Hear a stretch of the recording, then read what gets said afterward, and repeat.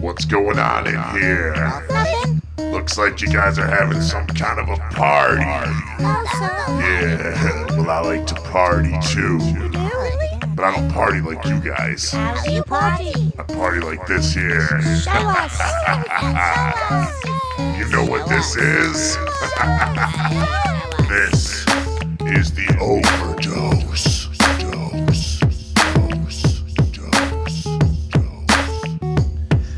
It's May 28th, 2015. This is the Overdose on another beautiful Thursday evening. Thursday evening. Overdose! Shut up, David. I really couldn't remember if it was Thursday or Sunday for a second. It's Thursday today. Caught in my throat there. Yeah.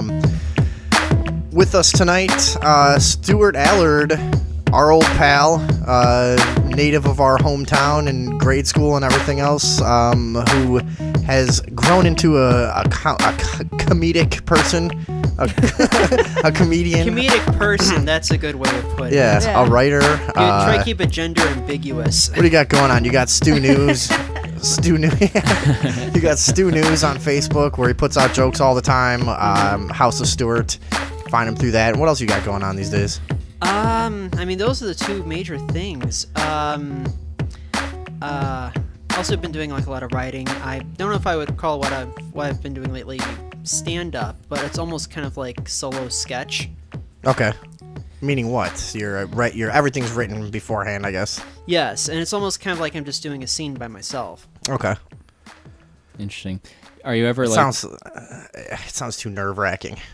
Are you ever doing a pressure. bit that like relieves some frustration? You say something that's like real frustrating, and then you say to the audience, "Let that stew."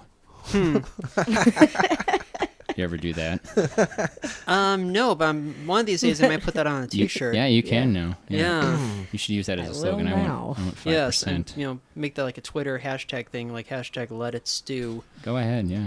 Yeah, you'll be a fad in no time. Mm-hmm. Stew that in You're your welcome. pot and boil it. Mm-hmm. Oh, All right, so let him You have prefer it. water or broth? in the wake of that blazing improv session, let's let's get down to business here.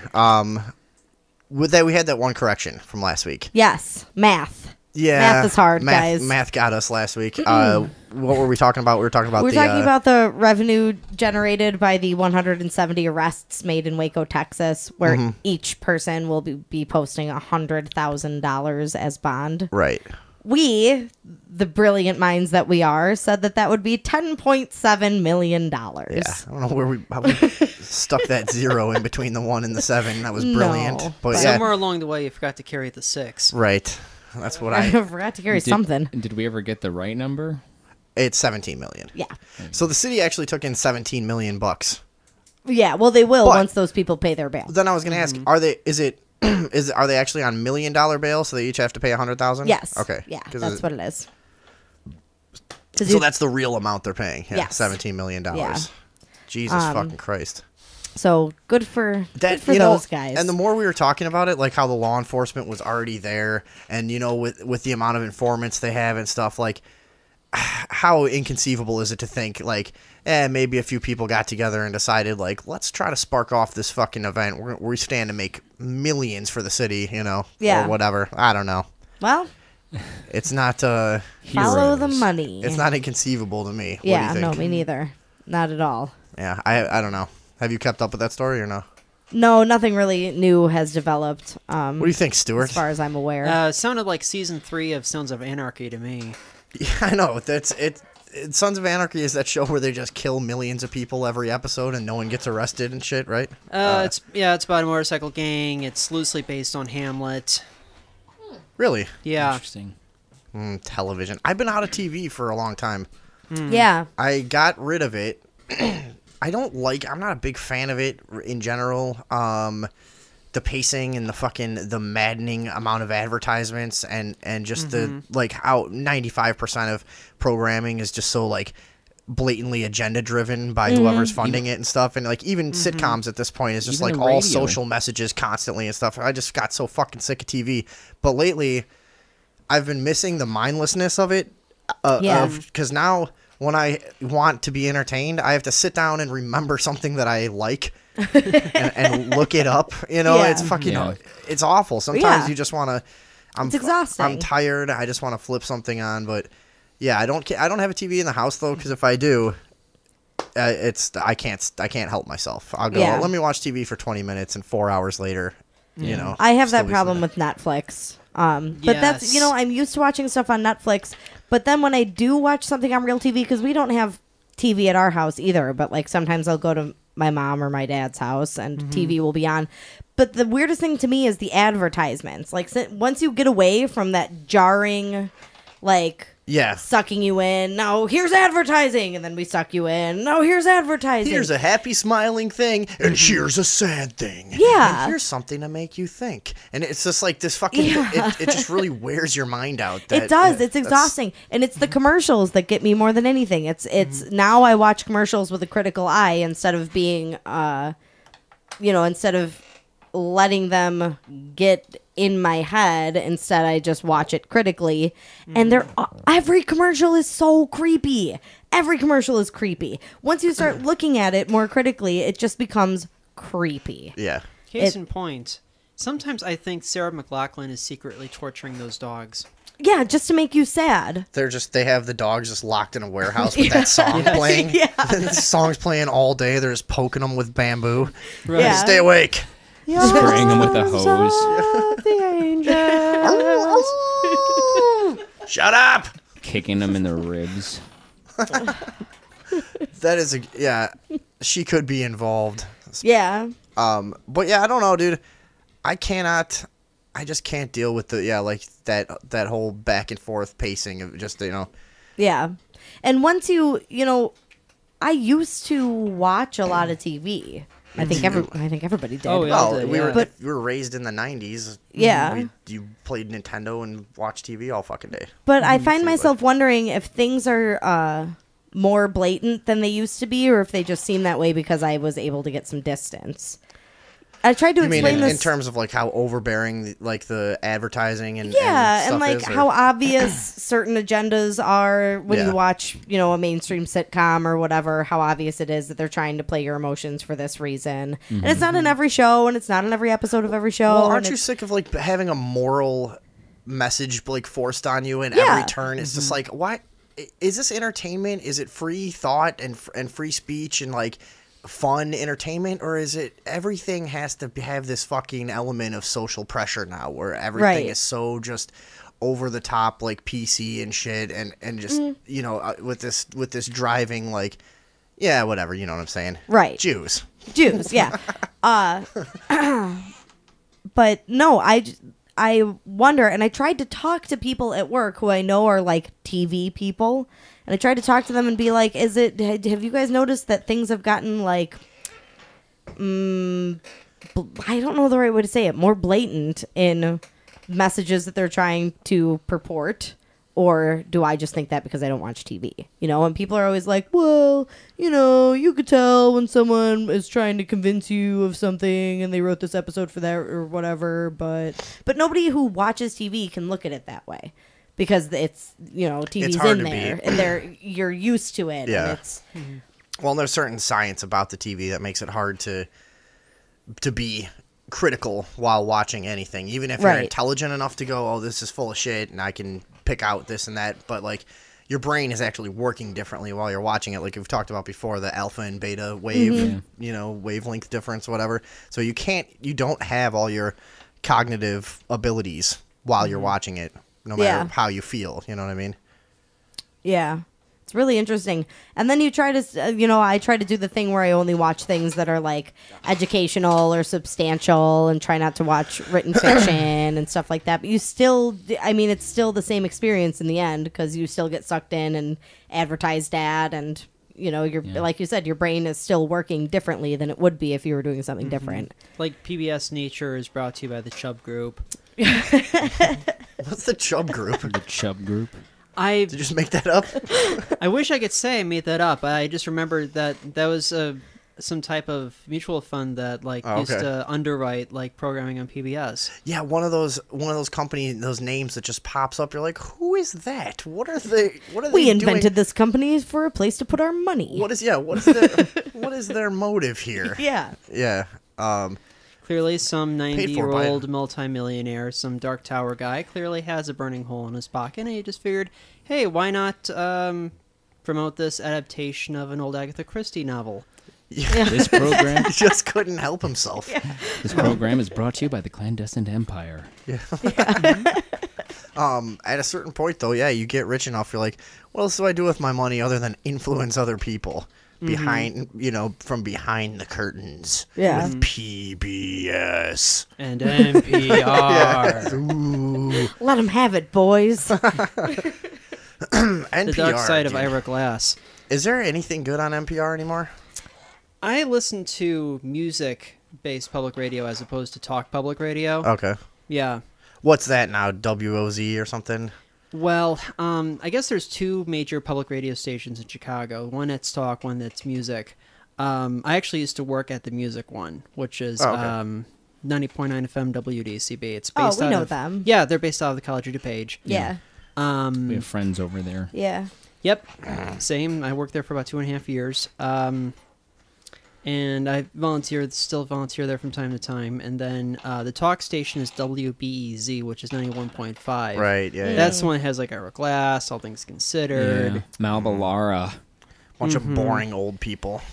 I listen to that shit sometimes because they'll It's- have programming that's like science. It's and, comfortable and sometimes. biology. Yeah. Oh, that too. So, yeah, I mean, but a lot of it is like world news, which is all the same no matter where you go. They're doing all like made 10-minute up. stories about pottery in Namibia and Dude, Yeah, yeah. you'll Tell me about learn it. Yeah. you'll learn one or two interesting little things. You know? Right, exactly. But it's not overall entertaining, and there's no personalities. It's a good like, place to go to escape the commercials of like any alternative rock station or anything else you're going to listen to. and you come out of that experience feeling like, wow, gorillas sure do love sign language. Yeah.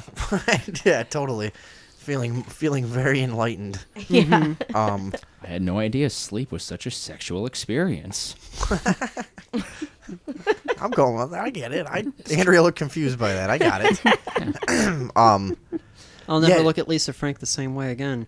There has been some good shit over the years, but overall those stations are because 91.5 that's the NPR affiliate here, right? Yes, Yeah, that's so- the I guess Chicago the Public official Radio. Yeah, I NPR mean, affiliate. Yes. the NPR like national programming is so fucking bad. What's that show? Wait, don't tell me. Wait, don't tell The me. game that is show? a Yes. That is the most obnoxious shit. I hate that. And Paula Poundstone should just not be allowed anywhere anymore. Do you know you remember the story with her? Yes. What she did on 9/12/2001? Stuart knows, right? And I know what she did to a group of 13-year-old girls. Yeah, she got charged with like lewd acts against a 13-year-old or something, and like What? exposure and coercion and stuff. And she like, inadvertently forced her, basically accidentally threw herself out of the closet as a result. right? Oh. Yeah. But also, what happened was she was in court fighting it, and which means like buying time basically and waiting for the right news story to hit so she could plea. So on just so happens on 9/12/2001, she decided that'd be a good time to run in and plea and take the whatever house arrest and bullshit. And yeah, No one will notice if I do it now. no, it was probably on fucking page 26. Yeah. Oh yeah, with all the round clock news I say it coverage as though of what people was- read newspapers. Yeah. Like, You had to oh, click shit. the next button Right. 26 Yeah, times. seriously. round the clock news coverage of what was going on in New York. Of course, they're not going to focus on anything else. No, because who cares about anything else at that point? Yeah, and she totally got away with that, and then is part of that kind of like super fucking mainstream liberal trend in comedy and stuff, which is do those people realize she's a child molester? Probably not. The lesser known lesbian I mean, child she's- Because a molester. lot of her humor is so based on just moral outrage at the so-called right or whatever. You know what I mean? That's kind of a lot of what they do on that show. They like make fun of the other side politically and Yeah. stuff, and they're all like, it's all about moral superiority. but you have a child molester on your show. They project this Like- this image of being like neither left or right, sort of being Do unbiased they? media. They sound like very lefty to me. I don't They know. sound very lefty, but I think that they attempt to project an image of nonpartisan. Oh, okay. Because you know. it seemed to me like mostly what they do is like make fun of Republican politicians and stuff, which is fine. It's just it's just Even though there's a lot of fodder there. right. Yeah, no, I try not to get mad at like at either because I just think the two-party thing is retarded. But I like whenever I see one side making fun of the other, I try not to get mad. But what bothers me about it is just like you guys are kind of wasting your time. Like you're not going. You should be going after everyone, and you're still caught up in this little bicker fest back and forth kind of thing. That's what's irritating to me most about it. But Yeah, they're publicly funded, but they still have, people who sort of control them with money and regular donations and things like that. I'm sure that they're not free of your usual media corruption. right, yeah. Going back to Paula Poundstone, I just want to mention that she'll be playing the Chuckle Bucket in Bettendorf, Iowa on Friday, June 5th. Is that an actual place? No. Chuckle Bucket. I've heard comedians plug Bettendorf, Iowa before. There's a comedy club there, I think. There has to be some way to get entertainment in the Quad Cities. Yeah, there's got to be. If it's not Bettendorf, maybe it's Rock Island. Dude, when you hear comedians plug their shit, it's always hilarious. Like they are just pretty much spending months on the road in tiny towns all over the place performing you for pretty much have to rural audiences for the most part. It's oh hey, what's up? Matt Gear just got here. Hi, Matt Gear. Hey, go set yourself up over there. Make yourself at home. Cool. Oh, more art. More Thank art, you. like always. Mid Gear. Free stuff from Matt Gear. Yeah, don't you just This is our love free friend. This is stuff? our friend Stuart Good evening. sitting in with us. Pleasure's mine. So, anyways, let's get into since we're already kind of moving towards everybody being fucking easily offended and being on their moral high horse all the time. We play music on the show from, I was telling Stuart before, we play music from like relatively undiscovered, unknown local artists and stuff. And the way I get a lot of it is there's this one Facebook page called DIY Chicago. Now, this site is supposed to be for up-and-coming, do-it-yourself, unsigned artists and underground venues to all network, help each other, kind of get a scene going, What the page is mostly used for is people telling each other what words are and aren't offensive. People correcting everyone's morality constantly about every little thing. It's just it's the cuntiest group ever that's been created because it's a shitload of like 20-year-old people who are trying to out white knight each other at every turn, and it's just incredibly irritating. Today, I go there, I'm like, I'm going to post and see if we can get some more bands to send us their music to play on the show. What I see in the top post is this giant argument about the word gypsy. And I guess, all right, so there's a DIY house, underground venue that's called the Gypsy House.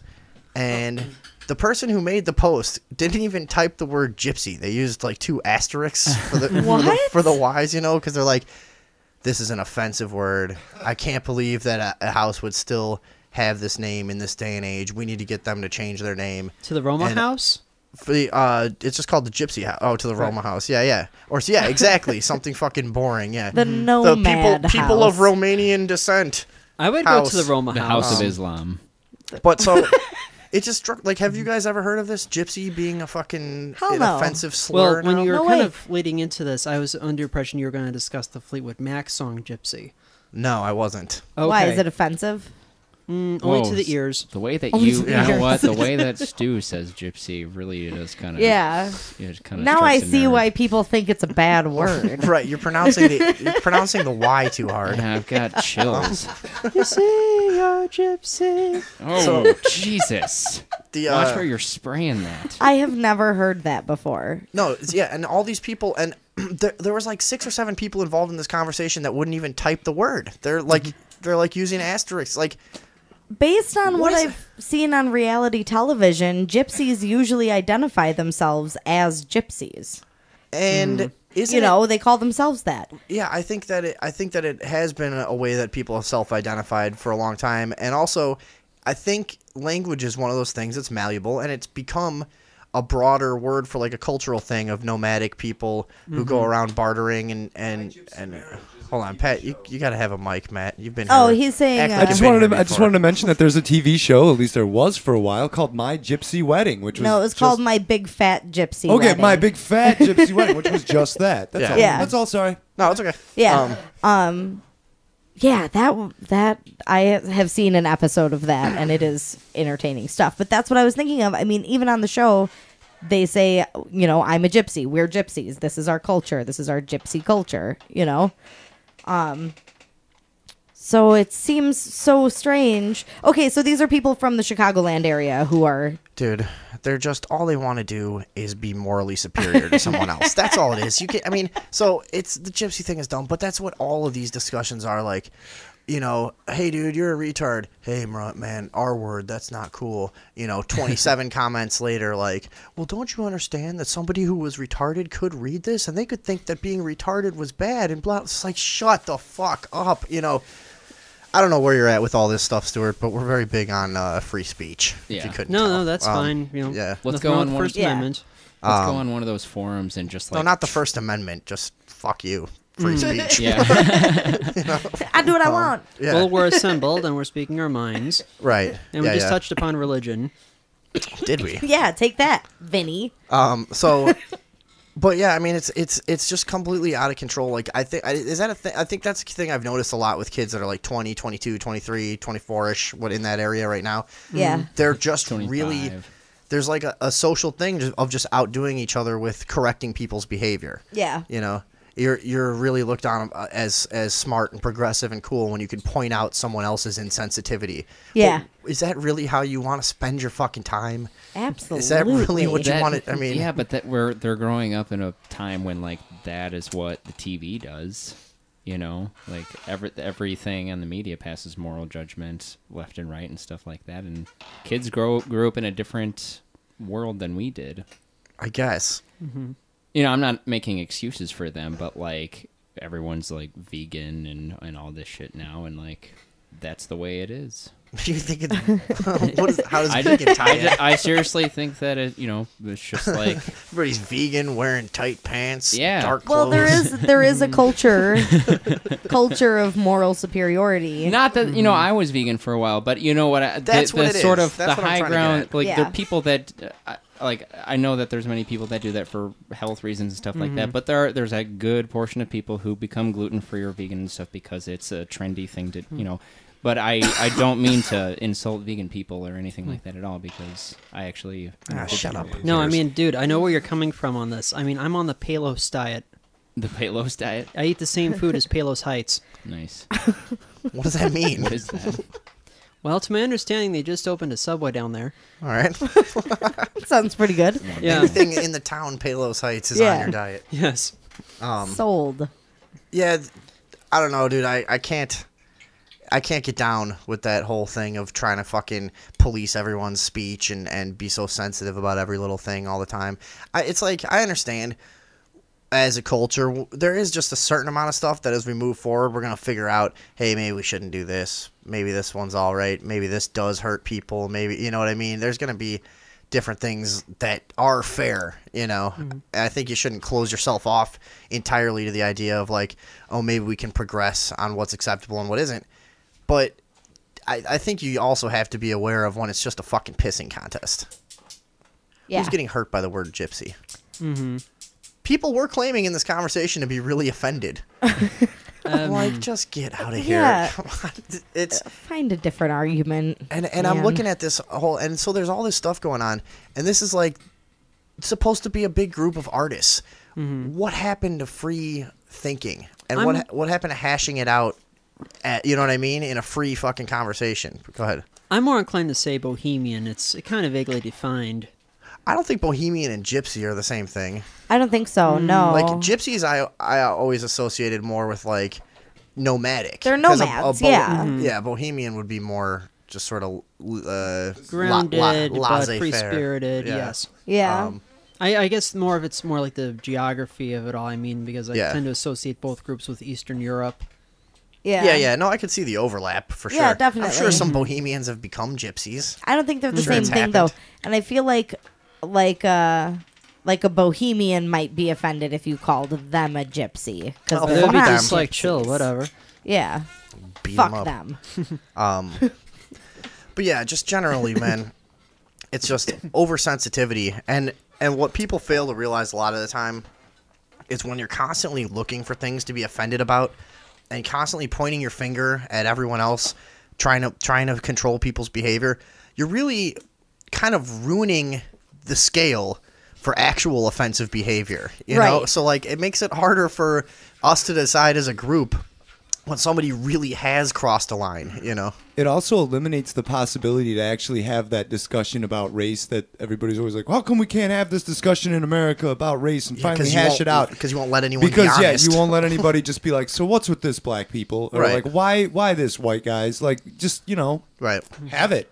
No, and that's why I'm so big on free speech in general. And even like when we've had people on the show before that have said stuff that, that I thought was over the line, whatever. It's like I wouldn't stop them from saying it because then it leads to the conversation. And if they felt like they weren't allowed to say it in the first place, then what you have is, like I've said a million times, all you do when you police people's speech and behavior is you give them a way to feel persecuted, give them a way to feel like martyred, and give them a little fucking counterculture to work from within, in an incestuous conversation with only people who agree with them. It's a dangerous thing. You might as well let people say whatever they want to say and fucking and hash it out. It's a lot better than creating these dangerous little bubbles of isolated Yeah. thought. Like, Or Little just kill booby 'em. traps for people to fall into. Yeah. Yeah. Now, if I may throw in my 2 cents about Please do. some of these greater controversies, I think since the advent of the internet in common mainstream use, that I think it's allowed people to maybe just become like a little louder about their opinions. I think I think the people that are hypersensitive about these types of things or just trying to start arguments like that, they've always been there. They've just never had that platform. And then they haven't had like a shadowy place to cast rocks from. Yes, and then all of a sudden, you anonymity. have discussion boards and forums Yeah. and Yeah, well, nobody like would that, have and- these conversations if they had to look people in the face and say, well, the way you're saying gypsy really offends me. That's the thing, dude. Right. Half of these people who are speaking out and being so socially conscious, if I walked up and told the most fucked up racist joke I could think of to them, they probably wouldn't have the balls to call me out to my face. They'd probably pretend they thought it was funny just to Yeah. get through the situation socially. I know these people because I used to be one of those cunts. I used to be one of you idiots, just Were people hypersensitive offended? and just People like offended you, and you were just like, no, where I just thought I needed to stick up for any fucking group in society who was getting shit. But look at it Yeah. this way. It'll be a fast track to getting your own cable news talk show. Ah? Which is exactly where I'm headed. Right. That's what everybody says about me. That guy belongs on television. Yeah. Wearing a suit from Joseph A. Bank, and Right. there's like a little news scroll under your torso. It's got and- fucking resin stains Perfect. all over it. Just coffee and resin on my expensive suit. This guy's pale as shit. What's wrong with him? Does he go outside? Yeah, or- can he do something with the lighting in Well, there? of course Like, not. He's on discussion boards all the time. Why is he sweating so much? It's 68 degrees in that studio. Very hungover, sir. I'm talking to you there. But, How about oversensitivity. oversensitivity Perfect. with Louis C.K.'s Yeah. recent joke on Saturday Night Live? Dude, people don't understand anymore. And this is a thing Louis C.K., I think, originally said was, and I've quoted 100 times, people think they have the right to not be offended. Or like people think they have the right to not be insulted or uncomfortable. That's not a thing. You don't have the right. You have the right to not be persecuted unjustly and killed while you're walking down the street and to have violence incited against you. And you have the right to choose to be offended. Yeah. But anyways, so that's the way, I don't know. Yeah. That's the way he looks at this stuff, and this is the thing. Want to play it real quick? Yeah, let's play This is it. the thing that he got everybody pissed off about. Testing, 1, 2. Hello? Oh, sorry. It's so crazy because when you consider the risk in being a child molester, speaking not of even the damage you're doing, but the risk, there is no worse life available to a human than being a caught child molester. And yet they still do it, which you can only really surmise that it must be really good. I mean, from their point of view, not ours, but from their point of view, it must be amazing for them to risk so much. All right. Yeah. That's a joke he's done for years, really, off and on, I think. Yeah. I heard him do that years ago. But so people don't seem to understand that within any topic, there's a fulcrum somewhere where you can say something the audience didn't expect. You can flip a perspective in a comedic way. It doesn't matter if you think it's inappropriate. It's an exercise in a comedic process. You know what I mean? You, of course, you understand. I mean, it's a fucking joke. He basically said that he molests kids, though. I know. He said it was so good. He like, said it from was experience. so good. Well, I mean, it was leading into immediately in the kind of the portion of his monologue that in the moments preceding, he was discussing a guy who lived in his neighborhood in the 70s who was allegedly having sexual encounters with teen boys, and that was kind of like the segue into it all. And again, I mean, I don't think he's necessarily condoning pedophilia, but Of course he's not. He's obviously not. Yeah. No, I but mean, it's a joke. It's, funny. But again, it's just like people are just kind of taking things out of people context. will laugh at 100 things in a row, and then when their thing that they don't like that affected their life somehow comes up, then everything has to you can't fucking joke about that. But to me, I mean, you have to just be able to step back and appreciate, like, within any topic, like I said, there's the ability to have a setup and a punchline. It's just simple fucking mathematics, you know? Yeah. Go ahead. Sorry, you guys are sharing. Sorry, I just wanted to say, sex with teenage boys is awesome. Yeah, for the record. if you've Ask ever any done- like old lady that's getting banged by a teenager, like when it's the vice versa. When you don't really hear about that, though they do usually go to jail. But teachers that are having sex with their students and shit. Why do you think that is? Because they've got stamina. Yeah, having sex with teenage boys is great. I haven't had sex with teenage boys since I myself was a teenage boy. Gay. But, it's good. This message Mac has here. been brought to you by the Florida Tourism Board. It was Mac here's always got something good about sex with teenage boys. Yeah, always. I don't know. I guess I could say, I wish that I had the sexual prowess that I had when I was a teenage boy. So fuck. Sure, my girlfriend wishes I was a teenage boy. Smelling like dried sweat and Doritos. You know what? I'm gonna call her and ask. I still look Alright, like a good. teenage boy. I still sound like a teenage boy. Andrea. I've got nothing. I've got Louis, after he came off the stage after his monologue, I thought this was pretty funny. He turned to one of the staff members backstage and said, I'm pretty sure this was my last show. Oh no, he actually says that in his monologue. Oh, does he? Yeah. That's this pretty is funny. gonna be my last show. And then Yeah. Last show ever? Well, This last is the Saturday last Night time- Live. Oh, yeah. Yeah. this is Sure. the last time I'll ever be invited here. Yeah. Well, who wants to be on that fucking show anyway? It's not funny. Well, I know people Yeah. that work there, so I'm not at liberty to comment on that. Oh. It's a who.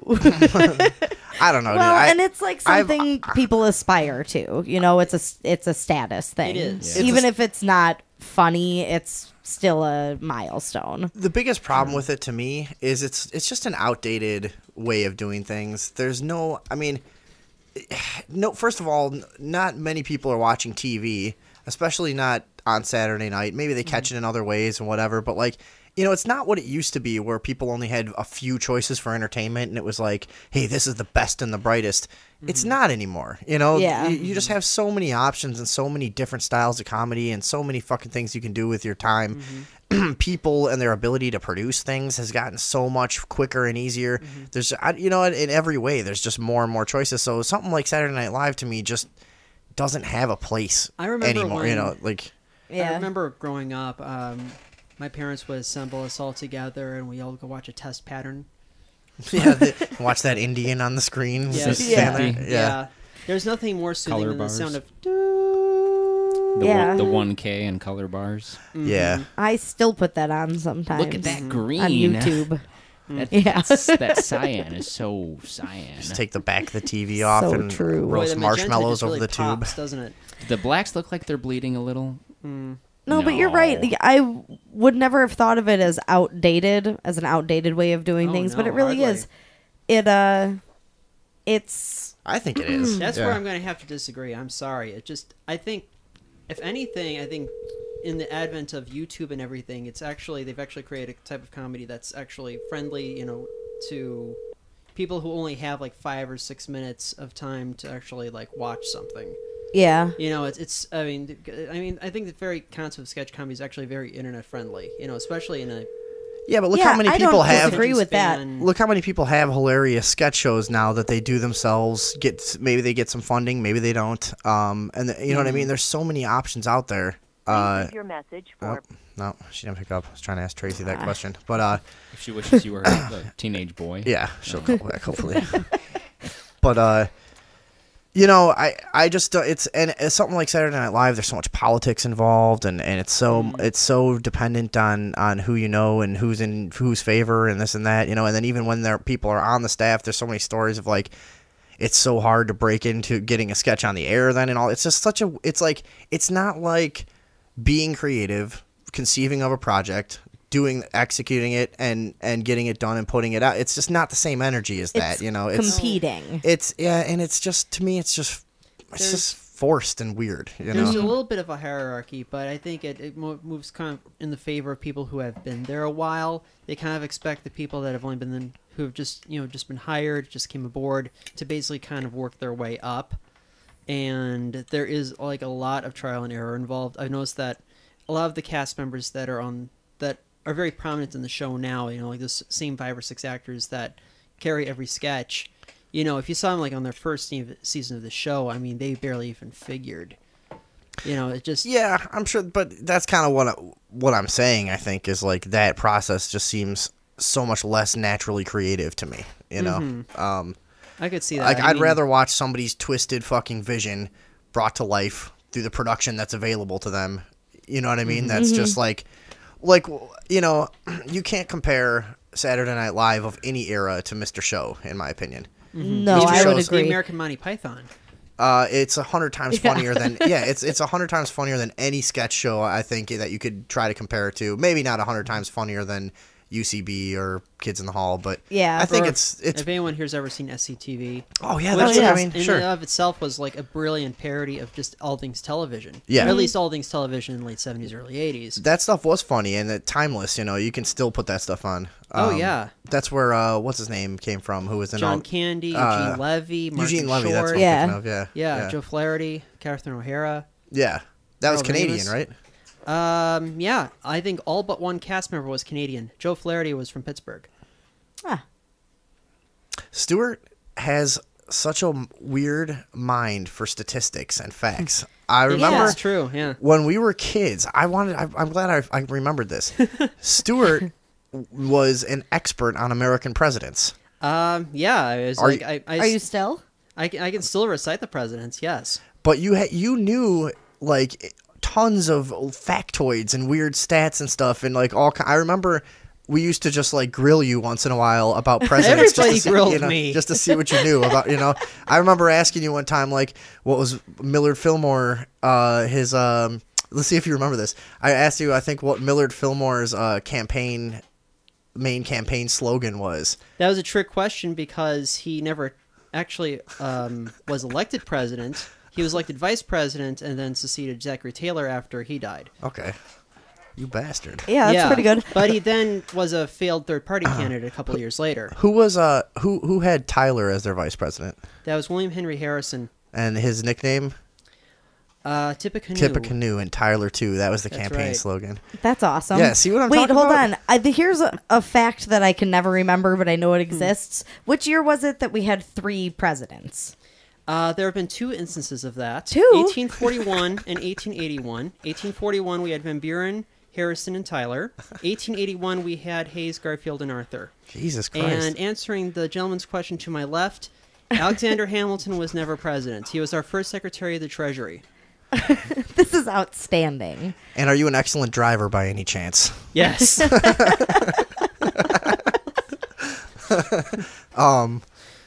Yeah, that's fucking One amazing. parking citation in 15 years of having a driver's license. Yeah. Wow, that's amazing. I'm an excellent driver. Mm-hmm. If I I thought throw that meant that a you bunch could, of like- toothpicks on the floor, can you count them? Like in like a second? Oh, it's 144. But that's fucking cool. You just got incredibly interested in presidents at a really young age. Yeah, I think it was somewhere like around first grade. I was just bored, and I started reading a book on James Monroe, and yeah, I mean that just And the kind of rest is that's where things history. just That's kind of history, snowballed. as they say. Yeah. So, That's cool. do you have a favorite? That's a good question. I mean, I suppose if you had asked me 10, 15 years ago, I would have said, without a doubt, William McKinley. I would say somewhere between favorite and maybe most underrated. I mean, this was pretty much the Manifest Destiny guy. I mean, this was the man who pretty much, as president, Justified the slaughter of the Indians. Well, justified the expansion of American power too. Well, I think actually They the go whole hand thing in about hand. the fall of Native Americans and the whole genocide. Oh, we've there, talked about it that before. They happened a would have done it couple- to themselves. That happened, a couple decades before McKinley was elected. Okay. Though I would Excuse say me. maybe like the last vestiges of the Indian Wars were going on during his first term. Okay. But at the same time, I mean, he really expanded the United States' presence as a world power. I mean, because he was president when we invaded the Philippines. He was president when Puerto Rico became U.S. territory. The annexation of Hawaii. He was one of the Guam, people. Samoa, There was a Virgin Islands. assassination attempt on him, wasn't there? He was assassinated. He was in assassinated. Yes. Okay, that's what it was. Right. And then Yeah, and he's part of that chain of where like every 20 years there was an assassination for Or a like death in 120 years or office. something. Yeah, like out like clockwork. Very fucking and strange. then ended with Ronald Reagan. Okay, with that failed attempt that he broke the curse. Right.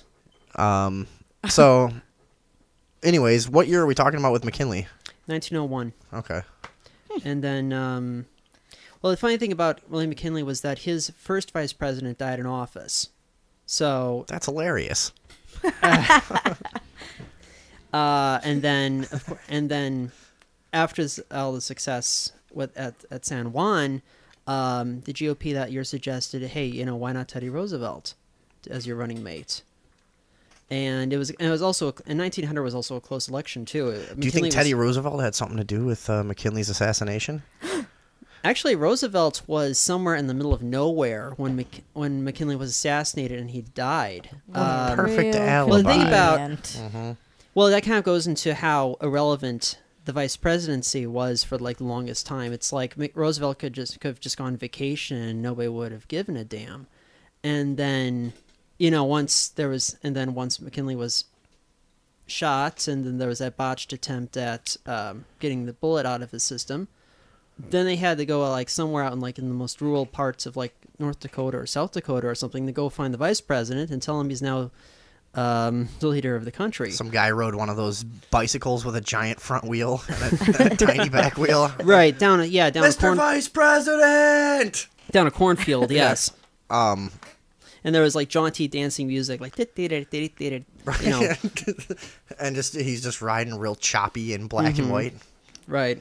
And it was to some extent, for some more conservative Republicans, almost kind of like their worst nightmare because Roosevelt was not only like a war hero but also like a notorious progressive, and he was coming from the more liberal part of the Republican Party, and he was basically selected as kind of like the yin to McKinley's yang, kind And of at that time, fiscal conservative. at with, that time, the Republicans were like the liberal party, right? Yes. Up until like 1915 or something, because there was a giant backlash after the Civil War where and there was another shift like when FDR was president too. yeah, and like reparations in the South went all the way through to like 1910, 1915, and I think there a period where like the major political shift happened because people who had been in support of the war mostly and stuff were now really fucking angry about having to pay to rebuild the South and shit, and there was just kind of a big reversal of the parties right around then. There was something to Whatever. that extent, but it was also more of like an urban versus rural sort of thing too. Republicans were more inclined to be educated, urban, white collar, whereas the Democratic Party was more inclined to be rural, kind of men of the land, not necessarily as educated, but kind of kind of self-made. I guess maybe can be more of like along political stances gradually, and then I guess the Democratic Party became more liberal, the Republican Party became more conservative, and they started weeding out people that were still considered like conservative Democrats and liberal Republicans, and switch it back and forth until those words mean nothing anymore.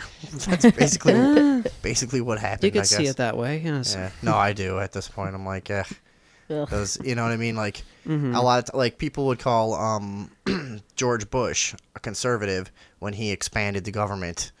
Over, it's like those words don't mean anything anymore, Yeah. Right. I mean, he was a quote unquote Texas bent conservative. He was conservative, like in social religious values, supposedly. Yes. If you fucking believe that those people actually project their real personalities, I Yeah. think they're just fucking following a script myself. But anyways, Right, but it's like any argument against like Texans been liberals, they tend to forget, well, how much money did Bush burn, during his 8 years in office? And, it's like we went from having this amazing surplus to like a record deficit, in 8 short years. it seemed like a long time to me. Stu, who's the president now? Barack Obama. Who's the next president going to be? That is a good question. I think 2016 is going to be a little bit more of a dogfight than I think we could potentially anticipate. It's actually funny you bring that up because, I mean, you're kind of looking at how the Republican race is starting to get pretty crowded now. It occurred to me that there's like 9 official candidates for the GOP nomination, which means there are just as many Republican contenders as there are members of Wu-Tang Clan. This could pose a problem. So I've been spending the last couple of days trying to figure out which candidate corresponds to which member of Wu-Tang Clan. Did you get it all mapped out? Well, I have some of them mapped out. I mean, All right. I don't even know who the candidates are. Well, the first one that came to mind was Marco Rubio. That guy. Marco Rubio has got to be Raekwon. Okay. One is Cuban American. One was only built for Cuban He's got links. this all ready to go. Nice. All right, go ahead. UGOD is Mike Huckabee, clearly. Obviously. I was thinking... I want to know who Old Dirty Bastard is immediately. Jeb Bush. All right, fine. Fair I was enough. thinking Rand Paul is RZA. I was thinking maybe Carly Fiorina is Ghostface Killah. Okay. Jesus Christ, this is making a weird amount of sense to me. Yeah. What else you got? Is that it? Is that as far as we went on that? I don't know. I mean, I'm still on the fence on a couple. I'm trying to find a connection between Method Man and Ted Cruz. Yeah, I mean, I'm sure Ted Cruz has probably sold some drugs. Yeah, I was going gonna say cocaine. I'll bet Yeah. their common tie is cocaine. Yeah, I would guess. Maybe Rick Perry, Inspector Deck. Okay, that fits. Yeah. Now, how about Hillary Clinton? Because a lot of people have found my view controversial, which is that I would like to fist fuck her mouth. And I've taken some I've taken some flack for that. It might be a lot easier when she pulls out her dentures. Yeah, exactly. Oh. There's ways around. That's what I keep telling people. Just don't look at it like a black and white thing. I'm going to find a way in there. I kind of wish there were more options for Democratic presidential candidates. It's kind of like I'm kind of curious to see what kind of ideas Martin O'Malley has, but the dude has no chance. I don't know who that is. Martin O'Malley is the former governor of Maryland. Oh, okay. Yeah, you know what? We talk a lot about how on this show, for the most part, we're so disgusted with the system in general and the corruption in the process that have just fucking just seems so silly to even talk about voting and candidates anymore. Like, I just want to buy guns and ammo and just start working on that. The other pattern I've And noticed just is start how putting them away. Yeah. the other pattern I've noticed is just how crowded the Republican race always is, and then like the Democratic race is always like down to just like a handful of candidates. The Democrats, Yeah, they have a movie star thing with their stuff. You know what I mean? They develop personalities and like the and, last time there was like a logjam in the Democratic Party was like in 2008, and that was like that in itself was like an epic clusterfuck. With I think there were 20 total candidates between the Democrats and the GOP. Okay. And Yowza. yeah, I mean, it's like most of the Democratic candidates dropped like flies pretty easily. It's like Bill Richardson never really had a real shot. It's not like, But the crazy thing to me about it's like does none of those people are going to do anything different from each other when they actually make it to office. There's no room Right, for having a personality in the Oval Office. Just It's kind of like- the way it whittles itself down. It's like you kind of run on a platform, and then other candidates drop out, and then they It's start just such a- endorsing that candidate. And It's then, just you know, a they start weird have to- contest of like who can have the least scandals. That's basically what it is. Yeah. Like who can look the least terrible at the Who end of fucks this. up the least? Exactly. I think that's the Yeah. question. Which of these career fucking liars can fuck up the least in front of cameras? That's basically what a Who person. schmoozes the best? I think Right. that's the Yeah. best way I can put it. Who schmoozes the best? Yeah, I don't know, man. I just can't take it seriously anymore. The whole But race, I mean, it's you like know? there are 9 GOP candidates already. And Well, not like we were trying you know, to, we're though. still Yeah. a year and a half away from the election, and then it's like the Democratic Party it's kind of like 80% of them are in the bag for Secretary Clinton, and then you have a kind of like a tiny vocal group that will Bernie Sanders or will something. fight for Bernie Sanders for the end. Yeah. To the Matt ends of likes the Bernie earth. Sanders. And then there's a handful of people that like O'Malley and I think Bernie Sanders is a guy, like, it's just another thing. It's like, why fall for the guy, in the old guy in the suit saying exactly what you want to hear right now? You know? well, Like, Yeah. first of all, you can't actually run for president until you're 35, so it's kind of like you're I know. automatically going to be old. that's true. Yeah. Yeah. The only reason that I perk up when I hear Bernie Sanders talk is he talks about socialized medicine, right? Or, So, I have a sister with a heart condition, and even before Barack Obama's healthcare plan rolled out, she was one of those people who would have a pre-existing condition. She'd have a hard time finding health insurance, and because of Obama's thing, she can't be denied health insurance. And the only thing that makes me sort of perk up about Bernie Sanders is the healthcare thing. Because I never want to have to pay for health insurance. And Yeah, his I don't ideas have to until are a I little have more pure. Yeah, but you see what Ooh, I'm someone saying? just Like, Skyped us. yeah, I would view Bernie Sanders as That's gonna be as our the guest for the least next of hour. all evils, at least from my perspective. Yeah, but but admittedly, aren't you I sick don't know. of the fucking... You are. I know no, you. I mean, totally am, but I'm at the sick same of the lesser time- of two evils. And another thing, though, It's you still talk about- it's still the lesser of the evils, though. yeah, I'm but like, but you're still then you're buying into the machine. I mean, every cycle that we go around, our perception is shaped and hardened that like we depend on this system to exist as a society. And Sure. the sooner we find ways to break from it and become more self-sustaining as people, I think the better. So, sure, but until and it's not like I'm going to go out and vote and advocate for Bernie. Because I'm doing my own thing. But at the same time, in my own head, I can sort of think, well, while we're still in this shit machine, someone who's advocating for socialized medicine does, it's the least of all evils. And I would, I don't understand I that. can't not have a preference I don't when it get comes it. to what's going on, because it does matter and it is No, going to affect Yeah, you. but why do you look at it like socializing it is the right thing to do when you're dealing with an industry that's just so fucking Out of driven control. out of control by corruption in the first place. It's not like you've got a reasonable situation and you go, hey, why are we all running around biting at each other's ankles when we could just make this a social commodity that we all, when the reality of it is we have an industry that and culturally we've approached it in a way that we don't treat like healthcare as a basic necessity, to where I've talked about this a bunch of times. The average person can't afford to keep themselves alive with what they make. So I don't see the problem as like, oh, let's socialize it to try to guarantee this person that and take this away from that person and blah blah blah.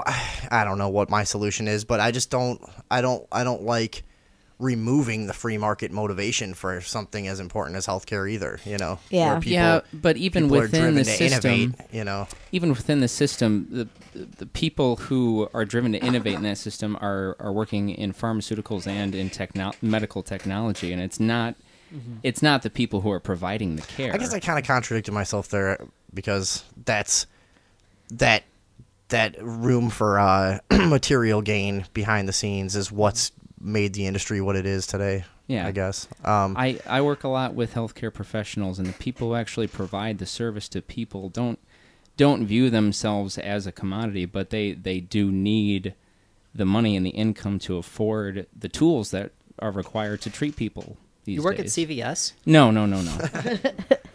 No, but I do audiovisual. and like corporate meetings for a lot and of shit. really evil people. Yeah. David Box works for like billionaires. Who he makes videos that they show at like the top of the skyscraper in RoboCop. You know, at the beginning, like That's what I do. and just weird stuff. But you know, like I agree with your stance on everything. But when I'm in a hospital, you know, for somebody, and like every 7 years when my sister gets her chest opened up and we've shit. talked about this too. Like, what you got to be honest. Like when I was in septic shock a couple of years ago, guess where I went? Yeah, You know? like I went straight there. so outside of the philosophy of it, someone who's going to make healthcare more accessible. I had no money. Full disclosure. Yeah. I depended on the system. I did. You know. So Yeah. you know, you can silently prefer the least of all evils when it comes to these things, because it does ultimately matter and is going to affect you in some way while we're here and while it's what we've got. You know. We're gonna Yeah. have to continue this later because we got to take a quick break and we got our guest already on the line. Break time. But we're gonna bring him on in the next hour. Who do we got coming on, Andrea? We have Brian Ward Brian Ward. of creator and president of Dark History Con. Yeah, this is a convention, and he does a couple Facebook pages and his website and stuff, all dedicated to, I guess, talking about and documenting some of the lesser known areas of history. It's mostly crime stuff and serial killers, mobsters, and Things that they don't talk about in history books. yeah. Yeah. So it's Some gonna of the be more very interesting. some of the more gruesome areas of American history, I guess. Yeah. And we'll get trying to pick his brain a little bit. That should be Yeah, fun. it's gonna be stuff, cool. Yeah, we talked to him for a minute last night on the phone, and already got into a bunch of fucked up stuff right off the bat. Why are you guys making motions at it? What was that motion? Back off. It's like some cat. David Box is over there doing like cat motions. I don't know what that was. It doesn't matter. First he kicked me. Which you If that didn't isn't love, see. I don't know what is. Yeah, I'm making cat hands. I'm acting goofy with my fiance. Do you mind? I can't believe you guys are getting married. Boy. All right, we'll be back in a couple minutes. Enjoy some Agents of Change, some other local music in the break.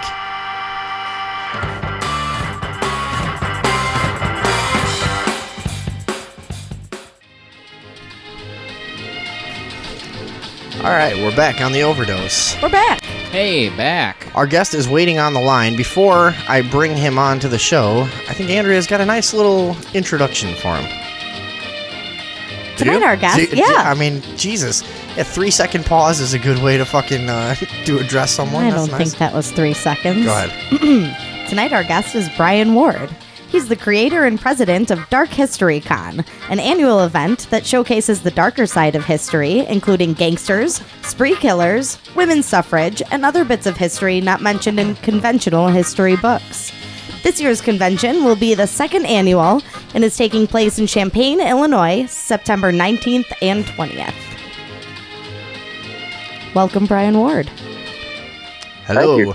Brian, you're on the show. Brian. Hi, guys. Thanks for having me.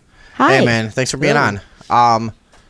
So I was telling people before that we talked for a little while last night, and within about 15 minutes, you were telling me about Albert Fish. Is that his name? Yeah. Shoving cotton balls soaked with rubbing alcohol up his ass and lighting him on fire. That's correct. I figured we could start there. Fair enough. Yeah, I think That's like Fish all- was probably one of the most. Well, he was both. He was sadist and a masochist, and yeah, I mean, among the many things that he enjoyed inflicting pain on others and himself, he had children that he would actually have them paddle him with a paddle full of nails. Jesus Christ. Yeah, because I always knew him as one of the creepiest of all time. He was the guy that would, I don't know how many times did he do it. Was it just once that he wrote a letter to one of his victims' parents or something and described in detail the murder and cooking her and eating her and all kinds of stuff? Exactly. But so you're saying he inflicted all kinds of stuff like that on himself too, huh? Yes, exactly. I can't recall how many children he had, but I mean, he brought up his own children to my knowledge, he didn't really do much to them. He instead had them inflict the pain upon him when he couldn't do it himself, and Sexy. Yeah. yeah, I don't know that it's known exactly how many victims he might have had. Grace Budd being the most famous one. That's the one that got him caught, and I believe she was 12 years old, and yeah, he essentially got away with it, I think, for the better part of a year, and then wrote that letter to her parents just because of how sadistic it was. Just to be thorough. Yeah. Yeah. So many serial killers are so lazy, you know. Now, was it also Albert Fish that while they were doing psychological examinations, I'm pretty sure it was him, they actually found never before documented sexual fetishes too? He like invented so many things that nobody had ever heard of before. Am I confusing him with someone else? That's him. Okay, good. Yeah, no, that's him, and I can't say that I've recently read up on him to say what all those were, but yeah, the guy was, I don't know, beyond creative, I guess you could say, as far as what got his rocks off. I wouldn't think of. I'm sure of that. When was this too? He was like in 1915 or something? Yeah, I believe it was. I know it was pre-Depression. I call it turn of the century. It was in the first 20 years of the 1900s, and he was out in New York. That's when you could really get away with some stuff. Oh yeah, for sure. You read about like a guy like H.H. Holmes, because everybody's read that book, Devil in the White City. So it was just amazing what you could get away with back then. You just get somebody to rent a room, and then you just take a life insurance policy out on them, and then just throw them in a dungeon and kill them, and collect a bunch of money. He did that fucking 15, 20 times or something before anyone started to look at him and go, there's something strange about this guy, and the whole families that disappear around him and all this stuff. But that was back when there must have been thousands of serial killers that just went completely undetected. We only find out about the ones they actually caught up with. But imagine how easy it was to get away with stuff back then. Do you think there was a ton of people that they'll never find out about? Oh, I have little doubt. I mean, you have to think back. I mean, our era now of all the mass media and how readily available news is and how quickly it hits the news wires. I mean, back then you still had telegram in use. You just had newspapers. Yeah, these guys could do their thing and be gone. I mean, actually with Holmes, he was out of the castle. He was gone and over in Philadelphia before they even really thought, hey, maybe something's not right. Yeah, well, and he had kidnapped a couple of kids or something, and eventually they caught up with him, but I think he had already killed the kids. But talk about a guy that it was like, just what happened to him? Did you? That's the one thing I don't remember about that book. Did they go into explaining how he came to be such an incredible monster? No, not in that one. The Devil in the White City, it's a fantastic book. Eric Larson is the author. I love how he has the two sides. He talks about the creation of the World's Fair and the guys that got that going in Chicago. Yeah, it's a weird it's a weird pace to that book that works really well for some reason. It is good. It's fantastic. Larson has another book called In the Garden of the Beast about the Nazi rise to power. I love the way he writes, but I got off track and I forgot the original question. I'm sorry. About we were talking about how did do you know anything about how he came to be so fucked up? H.H. Holmes, like how did he get to be so crazy? I honestly don't. I have a couple other books, and everyone that I can remember reading, they just kind of start with his crimes, and that's what I've always. Yeah, it's like he started it. Not much has been delved into his childhood. I don't. But then he just he owned like entire city blocks and stuff. He just started taking shit over, just killing people and taking all their money. It was just incredible. Yeah, capitalist. That's all. This is capitalism. Yeah. Manifest destiny. Yeah. This is mine. I mean, the murder castle there in Chicago, it got started. It was just a small corner drugstore, basically. Exactly. And he found it, and the proprietor was an elderly male and his wife, and he convinced her to sign it over to him, and they met their end, and then he bought up a whole city block and made the murder castle based around that drugstore. Yeah, and they tore that whole thing down, I think, after the after it was discovered, that there was like what do you have, like a chamber that filled with sulfuric acid or something, and he had all kinds of shit going on in everything. there. Yeah. Oh, yeah. Jealous. He had ports indoors where so he can inject gas. He had trap doors. He had, just all kinds of trinkets to drop bodies down into the basement and just seal people off and gas them in their rooms even. God, that is the worst way to die. I Gas would chamber. have to imagine. We've talked about on the show before, we decided that the worst torture device ever was that big copper bowl or that brass bowl that they used. Where the hell was that? Ancient Greece or something? Remember we talked about that? And they would put people in like a giant metallic bowl and just light a giant fire underneath it. And they would just roast inside of it. And it had holes in the nose, so it would have like smoke, coming out of its nose, and everybody would crowd around and cheer. Yeah. Nice species we are. Yeah. Anything enclosed and dying of heat or gas has got to be the worst. Yeah. I can't say that I knew about that one, but I think I might have one better, and I don't recall exactly which part of the world this one came from, but they used to, in a cast iron pot, they would enclose 2 or 3 rats.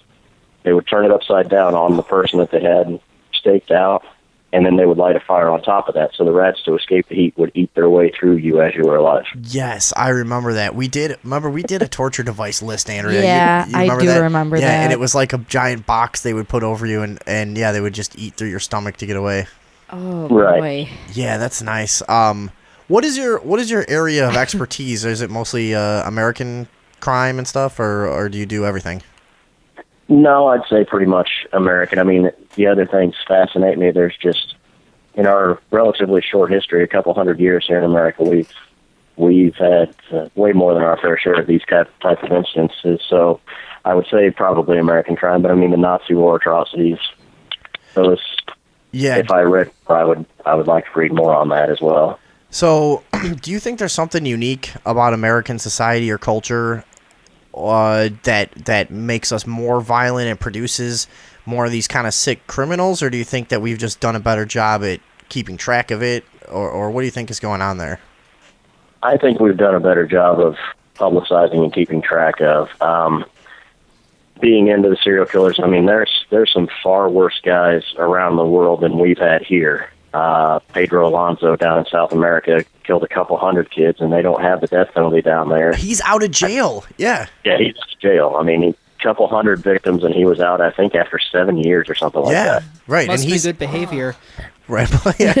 You had that's some insane good behavior you need to be pulling off in there. He was a class act. You're performing religious miracles. They're just like they're taking days off. Just rolling back the calendar. Yeah. Cleaning the toilet with the toothbrush and. Yeah, he was like a just roaming small town to small town, abducting small kids and killing them, but torturing them too. I think just a fucking an animal maniac. Yeah, he was known as the monster of the Andes. So yeah, I mean he was something else, and I can't remember. Somebody had worked out the math. It was something like a couple hours per victim is what it equated to, is what he got jail time. A couple hours per person he killed. Oh my God. Christ. Yeah. So there's far worse ones around the world. A lot of people know Andrei Chikatilo when Soviet Russia was still a big thing. They believe, that's an American problem. That's not a Soviet problem. So that's how he got away with 49 or 50. Yeah, because Russia always had that thing of we don't have, our culture doesn't produce serial killers. That's a product of Western decadence. Exactly. So they would refuse to admit, and they would purposely not connect crimes. Yeah. That's a great example. And even a lot of investigators from speaking with the FBI, they requested a number of times. The investigator asked, "Can I consult the FBI?" No. No, he's separate cases. Let's not look into. Now, so I don't know. I go back and forth. To me, it seems I think there might be something to that idea that that like our culture can produce some really violent people. And there's the obvious ways, but then there's stuff like a lot of serial killers have been like sexually repressed, you know. Do you find that link in a lot of people who become like insanely violent and creepy, that they were somehow through like either religion or maybe an abusive parent or something? There seems to be that really common tie of like sexual oppression leads to this insane fucking behavior, right? Yeah, in a number of instances, yeah, that's definitely been the case. And I think that's what fascinates me the most about that kind of activity, is because in some cases, in some very well-known cases, that has been one of the main driving forces. But in other ones, they've gone back through their history and not really been able to find anything of any major significance, but yet they turned out to be these extremely deviant people, and that's what's always fascinated me about it all. Jeffrey Dahmer is a perfect example of a guy who goes, hey, there was nothing fucked up. My parents did a good job. They made enough money. We had a good house. I just started raping and killing, you know? Just what... He was one of those guys with just no explanation, right? Well, yeah, I mean, Jeff's the biggest thing that he had was his parents had a rather acrimonious divorce. They did verbally fight. There was no physical. They would yell at each other. Dad ended up staying at one end of the house, Mom at the other. There was a little bit of, I mean, obviously it was cold in the household. Yeah, we had that at our house, though, too. You know, it was like a lot of people Big have that. whoop. Yeah, we had that going on, and I've killed like not even half the amount of people Jeffrey Dahmer has. No. But it's something you can Definitely strive less for. than half. Yeah, definitely right around half. But I don't rape them. Yeah. Deplorable. Come on, get the lead out, dude. Yeah, so, And certainly not raping them after they've been dead, right? Yeah, exactly. You don't know what you're missing. Where the hell were we there? I'm sorry. Just derailed that. No, we were about causes and effects and things like that. I mean, obviously, I'm sure you guys are familiar with Ed Kemper. Yeah, his mom was a tyrant. I mean, women are whores. Don't do this. Don't do that. Ed Kemper, was he the guy in Wisconsin? No, that was Ed Gein, is Wisconsin. Oh yeah, okay. There again, that was, I mean, a religious zealot mom that. Who was it? No. Who was Ed Kemper? The co-ed killer. Co-ed killer? Yes. Oh, yes, in Chicago, the guy that killed like 8 guys or 8 girls or whatever, nurses. No, that was Richard Speck. Richard Speck. Sorry, too many killers. California in the early 70s. California, early 70s. Ed Kemper. Yes, Kemper. What do you do? And if you guys are, I assume you're probably movie fans like myself. If you remember in the beginning of Lost Boys, when they're going past a billboard, I think it was San Jose, and I could be wrong, it could be San Clarita, but either way, El Segundo. on the back of the billboard it says murder capital of the world. That actually came from the mid-70s. Kemper was killing at the same time in the same area as Herbert Mullen, and I forget the third guy's name. There was actually 3 active serial killers in that same city in that same time span. Wow. That is a bummer. Or if they fight like coyotes over their territory. I would think they would more move like exchange immediately. notes and just like give each other like advice. You know, it's like, well, try and do it like this way, and you know, don't put as much effort on the wrist. Speaking of California, sorry, go ahead. Sorry, no, I was gonna say the one that always stuck out in my mind in that area was Richard Ramirez. Because of the descriptions, because he had a few people that got away, and the descriptions of him were just so horrific. Like he just had rotting teeth, and you know, like smelled from like 6 feet away and stuff, and was just an absolute fucking demon. You know, that guy was nuts, and that's where actually I was born, in the neighborhood where he was murdering. At the time that he was murdering. Yes, you were. So I like to call myself a survivor of that situation. I think that's a fair assessment. I mean, people that in New York, when the Son of Sam was going on, they all consider that. I mean, the city is gripped in fear. Everybody is afraid of everything.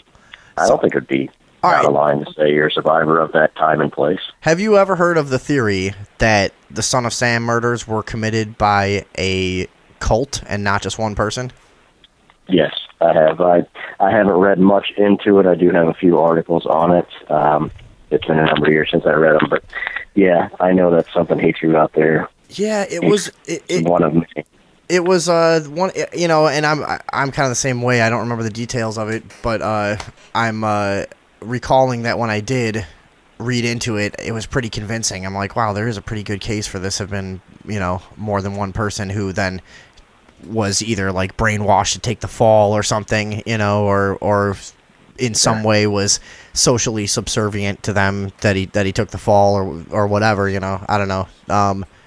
But it seemed to make a lot of sense to me at the time. I guess we can't really speculate on it if we don't know anything more. Andrew, are you going to try to find something on it? Or? Yeah, he, in the mid-'90s, Berkowitz amended his confession, his official confession, to claim that he had been a member of a satanic cult that orchestrated the incidents as ritual murder. So he officially changed his statement to say that. The satanic cult is called the United States Postal Service. Right. I have to say, hearing that from you, and that my only question with that is, and again, you guys can tell me if you agree or disagree, the idea of saying that it was a satanic ritual, I don't know what kind of ritual you would have when you walk up to the outside of a car and shoot somebody through the windows. That doesn't seem extremely ritualistic to me. That's a really good point. And also, you know, Satanists would all say across the board they don't do human sacrifice, and that's kind of just like a pop culture thing. That's like, if you're going to talk about a cult that actually kills, it's not going to be like mainstream Church of Satan people, you know. Right. I wouldn't think. But it's more of a sex cult, the Church of Satan. Is it? It seems like it. Yeah, I didn't even know. It's kind of more hedonistic, I guess, right? I don't know. What I saw, it seemed like it was like just a group of people wanting to be promiscuous. Okay. Sorry, I'm being quiet. Yeah, you got to speak up a little bit there, Deebs. Satan sex cults. So talk about what is something that most people have a mainstream education on, like, you know, either a serial killer or a crime or an event, or, you know, what's something that you know of that most people don't know the real story on? You know what I mean? Is there something that stands out to you in your research that you go, man, people really don't understand the way this went down, and the mainstream view on it is totally off? Can I switch from serial killers to a different event? Yeah. Okay. I would say that most of, just falling into the dark history and the things that go along with it, an event that was gigantic and probably not the most understood was actually Columbine, in my opinion. Dude, yeah, let's do that. Because I've looked into that quite a bit, and I think there was a lot more to the story too. I don't know if we're gonna go down the same road, but where are you going with it? I would highly recommend Dave Cullen's book titled simply Columbine, and at the same time, one came out by a gentleman named Jeff Cass. It's Kaas, and I believe his is called A True Crime Story or something to that effect, but it also has Columbine in the title. What Cullen hits on in his book is everything that got reported as fact was basically a bunch of scared kids coming out, the media was descending on the place, and they just repeated what they had heard going around the school. And it started to get reported as fact, and it's been accepted as fact. Just the role of the media and how it basically shaped, here's the story, and this is what the story is, and people just took it and ran because that's what we do. Well, and that anytime there's a school shooting, there's two political agendas that spring up immediately, and everybody goes into action with their version of the narrative. But so, what do you think? What do you mean about you know, what exactly was going down that people don't understand as far as Columbine goes? As far as Columbine goes, the trenchcoat mafia and the goth culture. Actually, one of my guests, Corvus Nocturnum, is going to be speaking on goth culture and what it really is, and relating it to Columbine and showing this is what goth culture truly is, as opposed to what it was reported to be as it pertains to Columbine. I think when the dust settled and years went by, they talked to people that were actually in the trenchcoat mafia, and they said Eric and Dylan were never members. They were fringe members at best. They liked the look of the Long Dusters, so they bought them on their own. They weren't really friends with any of those people. So that was a big style back then, and I don't know, like, a lot of people might not have called themselves goth, but may have been influenced by that kind of thing or whatever, and it was generally people who were sort of lean towards like peaceful anarchists and stuff. It wasn't that kind of group was never associated with violence, from what I remember growing up and stuff, you know. Yeah. And I think that's totally rational to look at it like, yeah, that was just a demonization and a way to fucking divide people and you know, and sell advertising and and all that shit. Yeah, I'm not surprised to hear that at all, that they were just trying to blame a cultural phenomenon, you know. For sure. What do you think about the you know, I think they were both on antidepressants, right? Correct, yes. So what do you think about the ties to antidepressants and serotonin reuptake inhibitors in school shootings? I think it's a valid point. I truly do. I mean, most of these drugs are drugs that you have to slowly build up the dosage they want you to be on, and they don't throw you right on the dosage that you take. So I believe most of them, you get to that dosage over a week. And then when you are taken off of those drugs, they want you to wean yourself off them, too. You don't quit cold turkey because of the possible side effects. Yeah. There's a lot of, I mean, for ADHD and things of that nature, I think there's a lot of good that can come from these prescriptions and these drugs, but I think it's so new that I mean, even today, it's so new. I don't know that you can know what goes on in a person's brain. We're all individuals. Everybody's brain is different. How those chemicals are going to react in the brain, I think it's something that you are playing with fire. I think there's some validity to that point. Especially when you look at the politics behind pharmaceuticals and you're trying to mass apply one medication for an extremely wide range of psychological conditions. You know, it's really dangerous, and that's the thing. You know, with any school shooting, always springs up the was it Marilyn Manson? Because was it the music they listened to? Was it the rap? Was it the heavy metal or the trench coats or the this and the nail polish? And they were made fun of, and they were you know, it seems like the media tends to really try to kind of run interference in those cases and misdirect from the really strong ties. Yeah, that are like things like the antidepressants and different focus drugs and stuff that seem to be, you know, really persistent in these cases, or they'll try to make it do we need more gun restriction, and that'll be the big argument. But it's like they never really go for the psychological issue. Like, what are the common threads psychologically in these people, which has got to frustrate, you know, anybody that looks into it. You know, it's frustrated me. That's for fucking sure. Yeah, I mean, it's. I hate to say it, but it is our human nature. They just look to place blame on the most obvious point that they can. Sure. A lot of media, and obviously I don't consider what we're doing to be mainstream media. That's why I love talking like this, because we can talk freely and we can use our minds. We don't have our talking points that we got to hit on. Yeah, but a lot of the mainstream media seems to be that. The biggest reason that you can be free right now is there's no one listening. Don't worry. So we're totally fine. But you know, with them, it's got to be the antidepressants. It's got to be the guns. It's got to be this. It's almost like they're afraid to place blame on the shooter because, hey, they're a kid. They're 17 years old. How can we blame them? Sometimes you just can. I mean, no, I don't know that there's anything wrong with that. That's true. We have a culture that coddles people, and we've decided, hey, until you're 18, you're not a person. Your decisions aren't your own. Yeah. Someone else is responsible for you. When the reality is, that's true. They're going and making the decision, and we are removing ourselves from that and going, there has to be some other explanation. You know, there has to be. People don't just do this. It has to be an outside influence.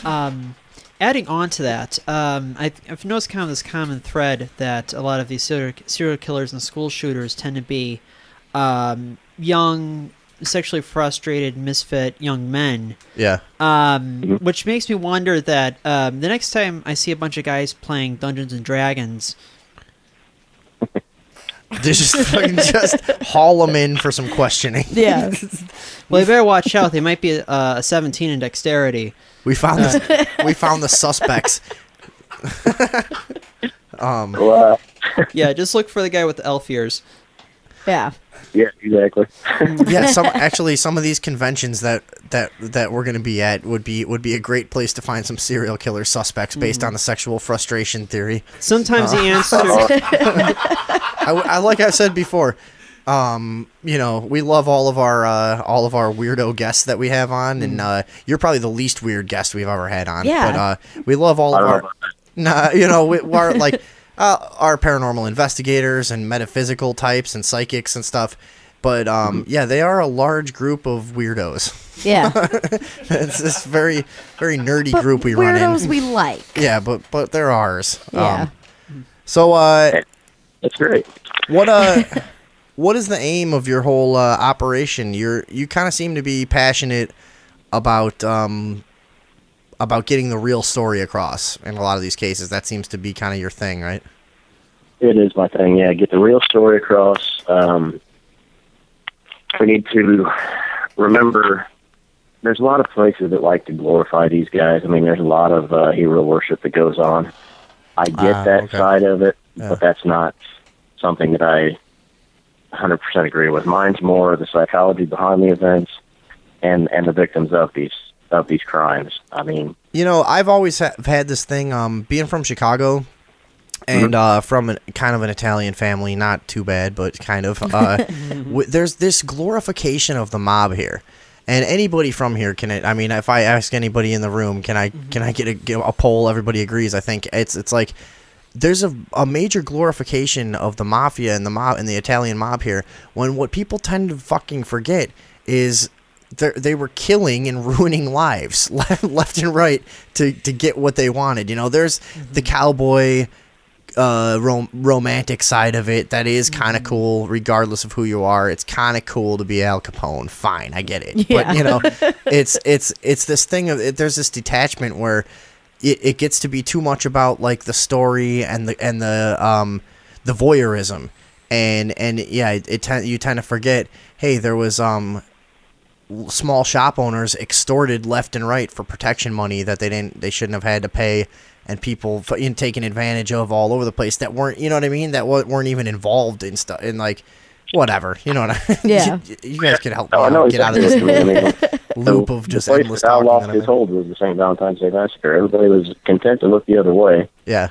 Until that happened, and then everybody was just outraged and realized, hey, we've kind of been in bed with the devil for a little while, and that was the end of his goodwill in Chicago, and ultimately led to his downfall. I mean, obviously we know the whole story about tax evasion and everything else, and he never got convicted of any murders or any violent crime. But right.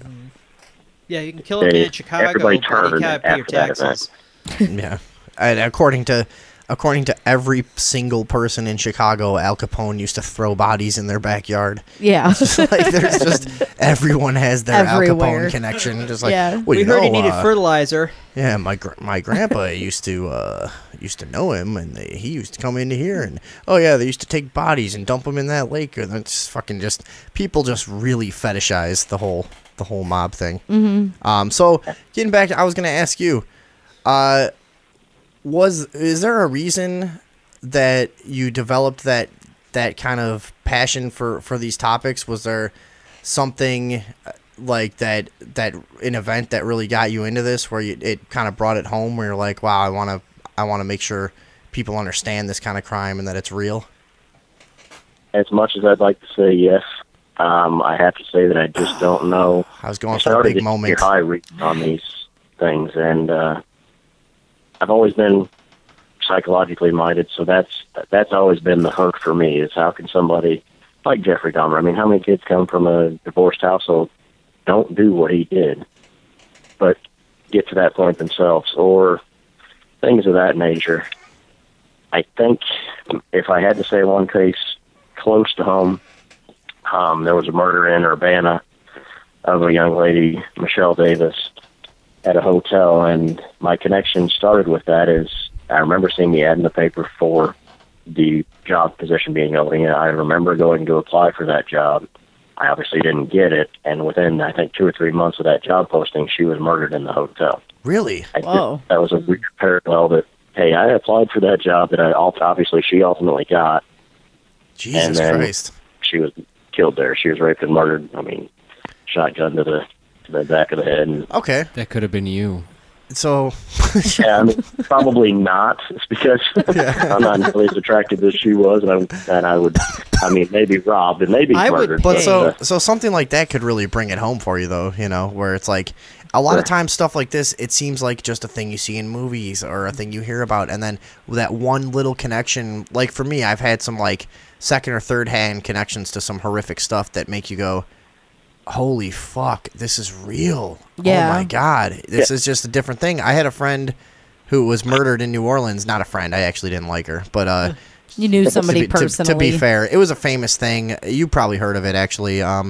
Her name was Addie, and she was murdered and chopped up and boiled, and her boyfriend ate her and everything, and then jumped off the roof of the Hotel Monteleone. And she had dated a good friend of mine right before that, so we knew everybody. I knew both of them, the murderer and the murderee, and it really was the first time in my life where I just went, wow, this isn't fun. Yeah. Because I knew that person. We smoked cigarettes on a balcony together. It was like, then she got chopped up and cooked. It just really it's like that morbid kind of like fun mystical thing about it was like all removed. Like that was an actual living, breathing person that I've talked to. That's now one of these stories somebody will talk about on a podcast in 20 years. So it's just fucking weird. To say the least, I like Stacey Peterson too, because she's from Downers. Oh right, I knew Stacey Peterson as well. She dated a really good friend of mine when we were like 13.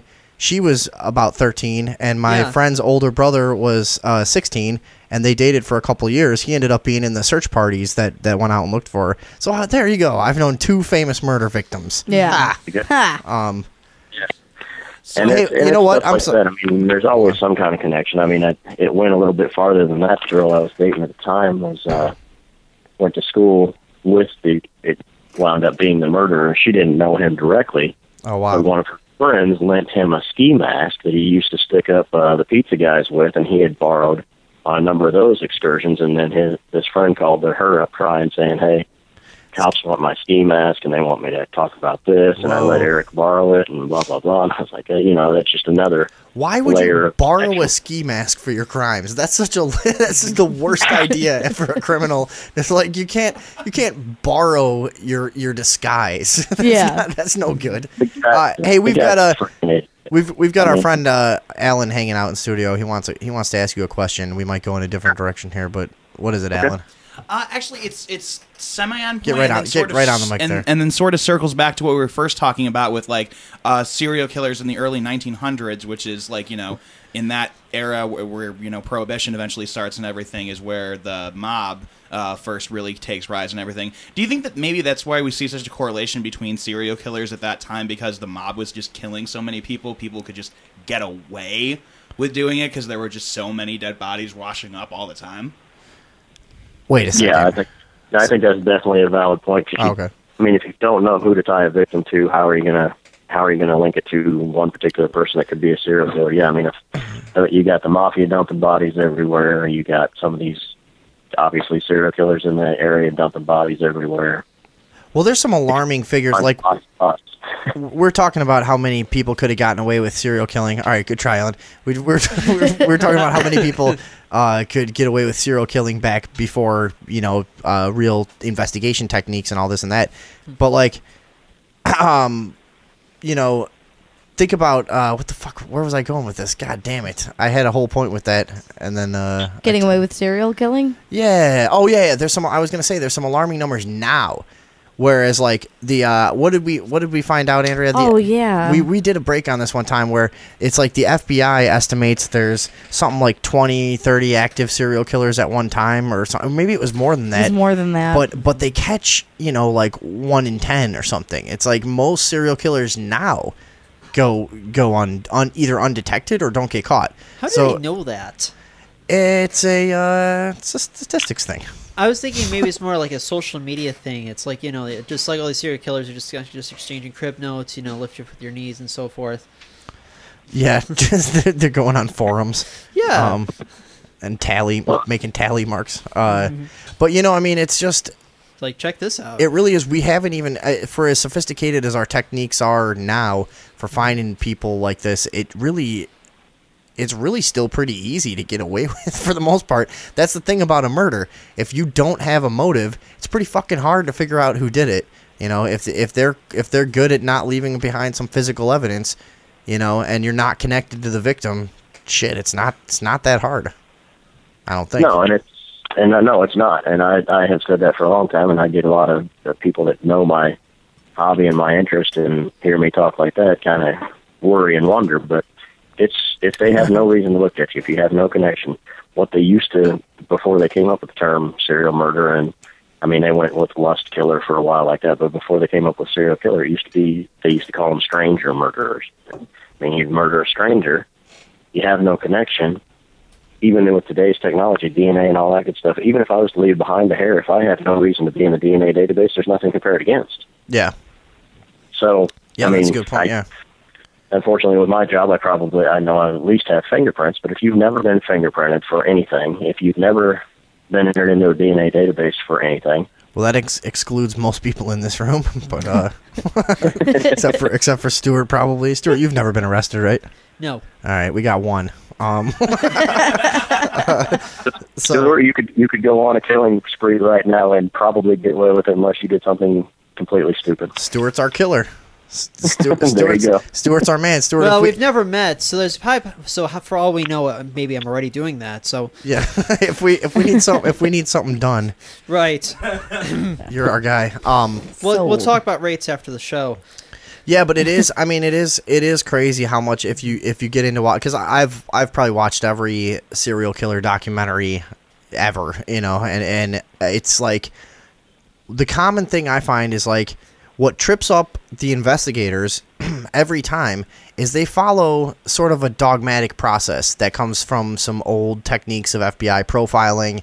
And when they stick to all that stuff, they never catch serial killers. Like it takes a while to figure out which murders are connected and this and that. But they always have this process of going like, well, let's see, she was a 26-year-old brunette, which means she was killed by a young white male who was this and that. And it's like, really, you know how easy it is to get away with being a serial killer? Kill people who aren't your own race.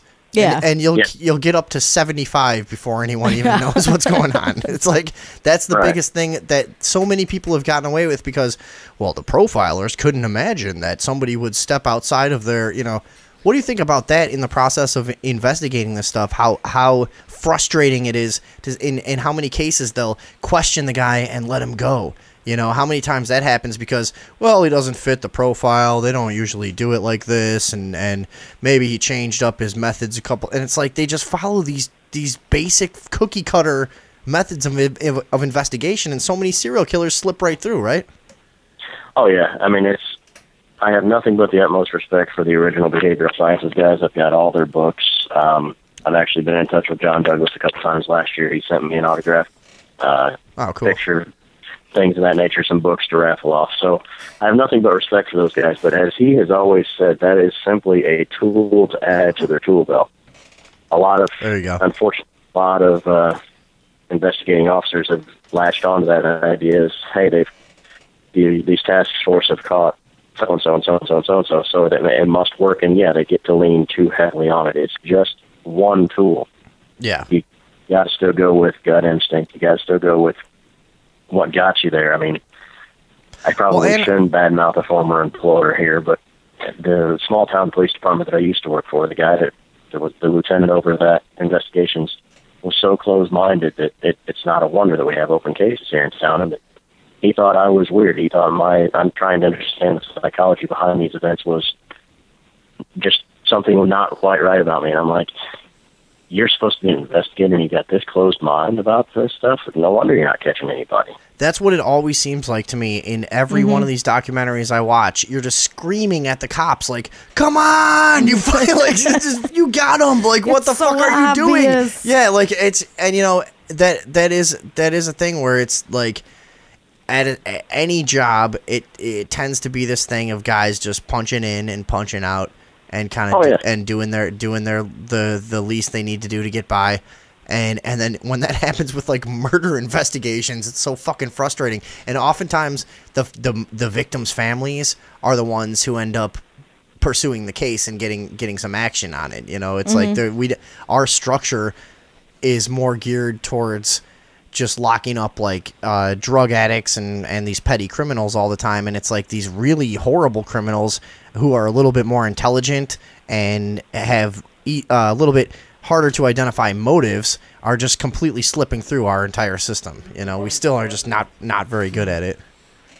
No, and I mean there's even a term, I can't remember which one of those guys' books it was in, if it was Ressler or Hazelwood or who it was, but he threw out the term of linkage blindness. They just are blind to the links between some of these crimes. They just choose not to see them and not to go down those avenues for some reason or another. And yeah, it just allows somebody to continue to do what they're doing unabated.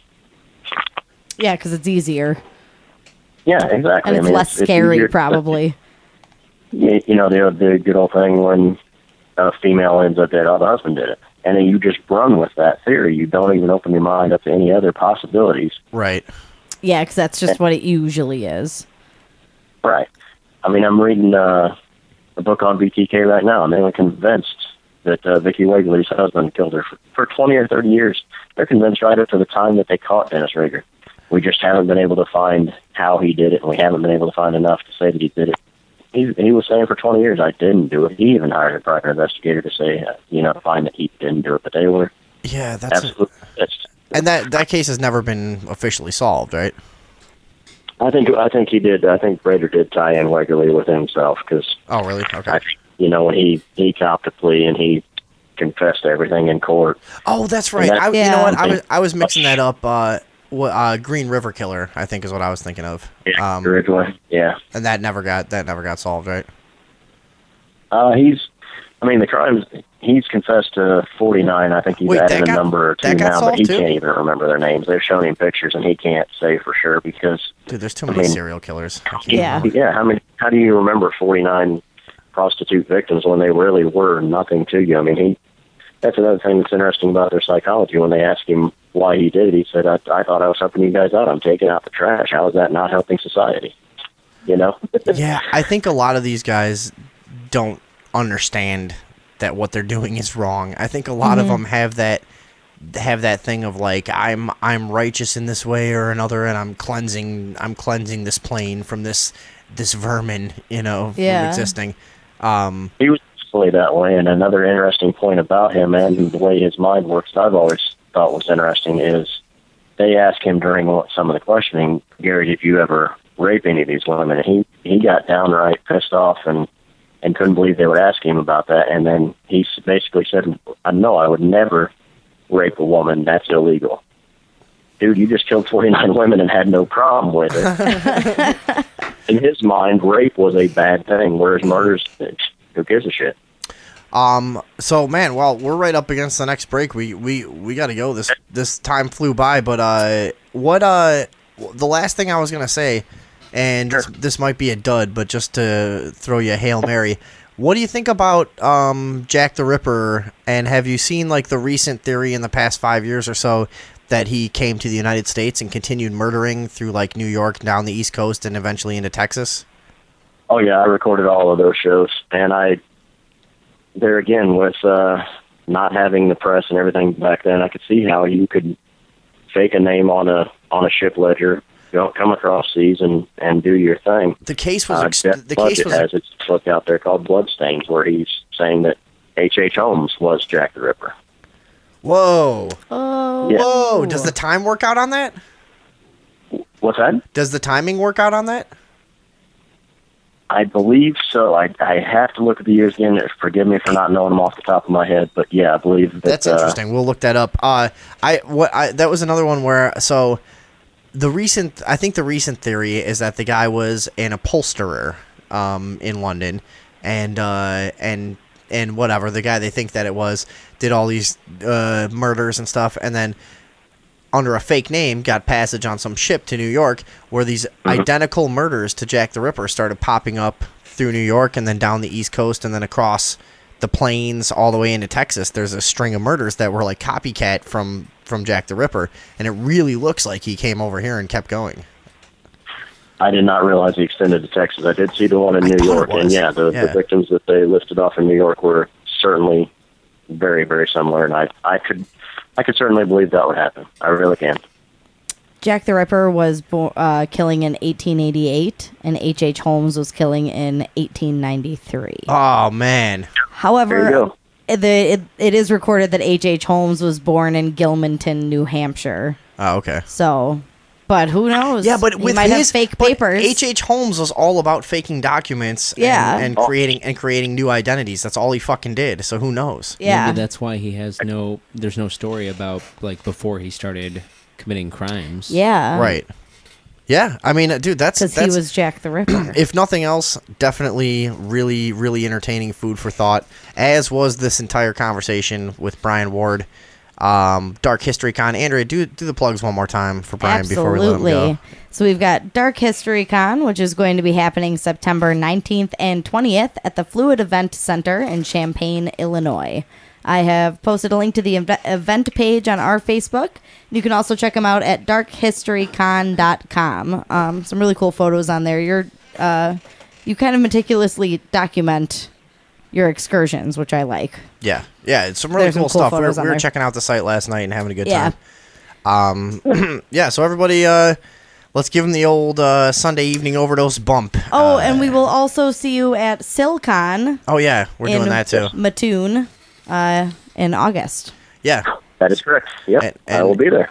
We'll see a bunch of. We're trying to we're working our way to getting a free booth by promoting the fest enough. Yeah, we're not asking. Fingers crossed. We haven't asked yet. We've just been talking about it on the show like classless slobs. Yeah. I mentioned to you guys last night when we talked. You are welcome to join us. However many of you want to come down, there's going to be a charge for you. I'd love to have you.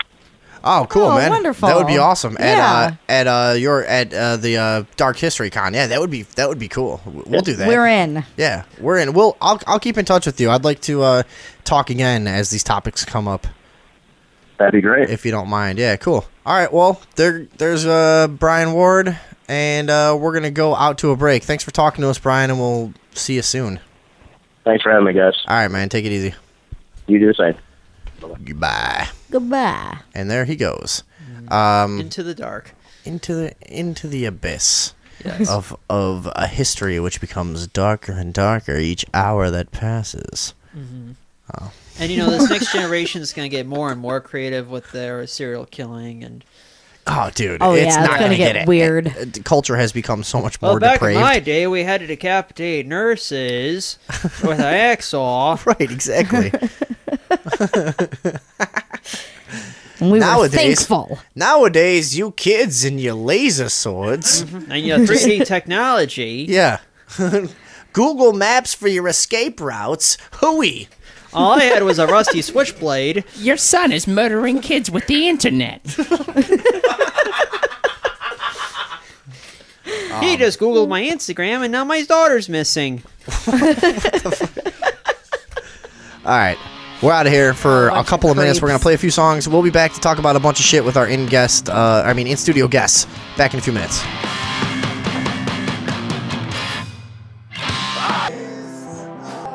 Although for a second I thought it was a Dead Milkman t-shirt. Hold on. What'd you say? Awesome. You like David Box's shirt? Yeah, it's pretty cool. I like yours too tonight, but I've already told you I like that shirt. Yeah, that's everybody classic. likes this shirt. I'm wearing It's an awesome shirt. I'm wearing a Futurama shirt that's the animation is all like Mickey Mouse. 1905. Steamboat looking. Willie. Yeah, Steamboat Willie looking. 1920s, yeah. Dude, everybody loves this shirt. Everywhere I go, somebody goes. You can "Oh, see dude, them where'd you- dancing to where'd some you get jaunty that?" piano number.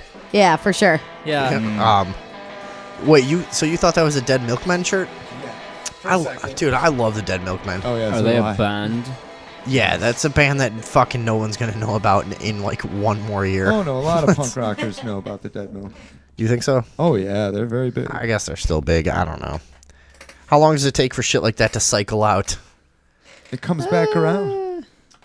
It's the beauty of circles. It Give it comes 20 back years. around. Do you guys know that? Going around the room, do you guys know the Dead Milkmen? No. Of course. I've heard of them. I can't name a tune. Very or even think of tongue-in-cheek anything. punk. I could sing you a lot of songs. They were very fucking like raw drug addict punk, I would say, kind of. Awesome. Like, What's them on? yeah. Party, But Vietnam, I think what I remember them surfing most with for the is that they Vietcong. recorded a song called I Am the Walrus. That is not a Beatles cover.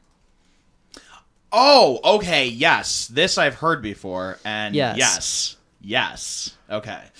What are you saying? We're talking like mid-1980s punk. I mean, they're very self. They're like fun punk rock. Yeah. That's how I think of them anyway. Yeah, kind of witty. Didn't they do the snotty. these are people who died? I don't think that's No. That's I know who you're talking about though. It's yeah, I know. He was the same guy who wrote Basketball Diaries. Yeah. Dead Kennedys? No. No. No. It was a guy. It wasn't a band. It was like Brian something, but not Brian Eno. I thought it was I'm pretty sure that was and the he Dead ran Milkman. out of people who died, so he then just started repeating the lyrics again. Yeah, I know more people that have died. This is Dead Milkman. Oh, that's just the Milkman song. It's their worst song. We are not little gentlemen. We are not. If this is their worst song, I'm down for more.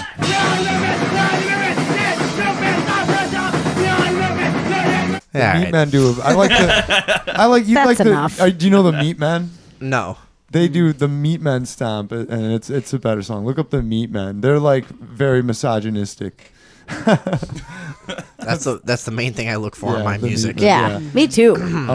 Look up. That's what's so hard. Look up the. That's why I had to stop listening to jazz. It was hard to find jazz that really keeps women in their place after Mingus died. Yeah.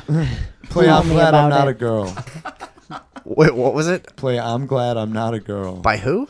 By the Meat Men. Okay. Stuart, do you know this shit? I've heard of them, but I can't say I've heard them. They're not good. You just have an encyclopedia of a mind, I think. I guess I do. You do. You have like given that I'm sitting next to a Rob Halford lookalike. Who's who? Who? Judas Priest. Oh yeah. See? You know See what what? I mean? Fair. Thank you. See what I mean? Who? What? I don't even know which one you're talking about. That's That's like how. the law, That's breaking the law. No, I mean which guy next to you because that's how Oh. far over my head that reference was. I don't even know who you're making fun of. I think he meant me. Was it you? Okay. Yeah, the dude from Judas Priest. Right. When you said that, I was like, oh yeah. I see the resemblance too. I mean, 'cause right got down the bleach blonde hair and to shit. the fact you're head to toe in black. Dude, As always. I'm bad with fucking bands. I don't know names. And, Me neither. And people like that. See, that's what I'm talking about. He's an encyclopedia of pop culture and politics. I've been compared to Brian Murphy more. All right, who's this? This is the fucking Meat Man. We can all walk down the street. These guys suck. Oh, yeah, I told you it's not good. Garbage. Hold on. A lot of bands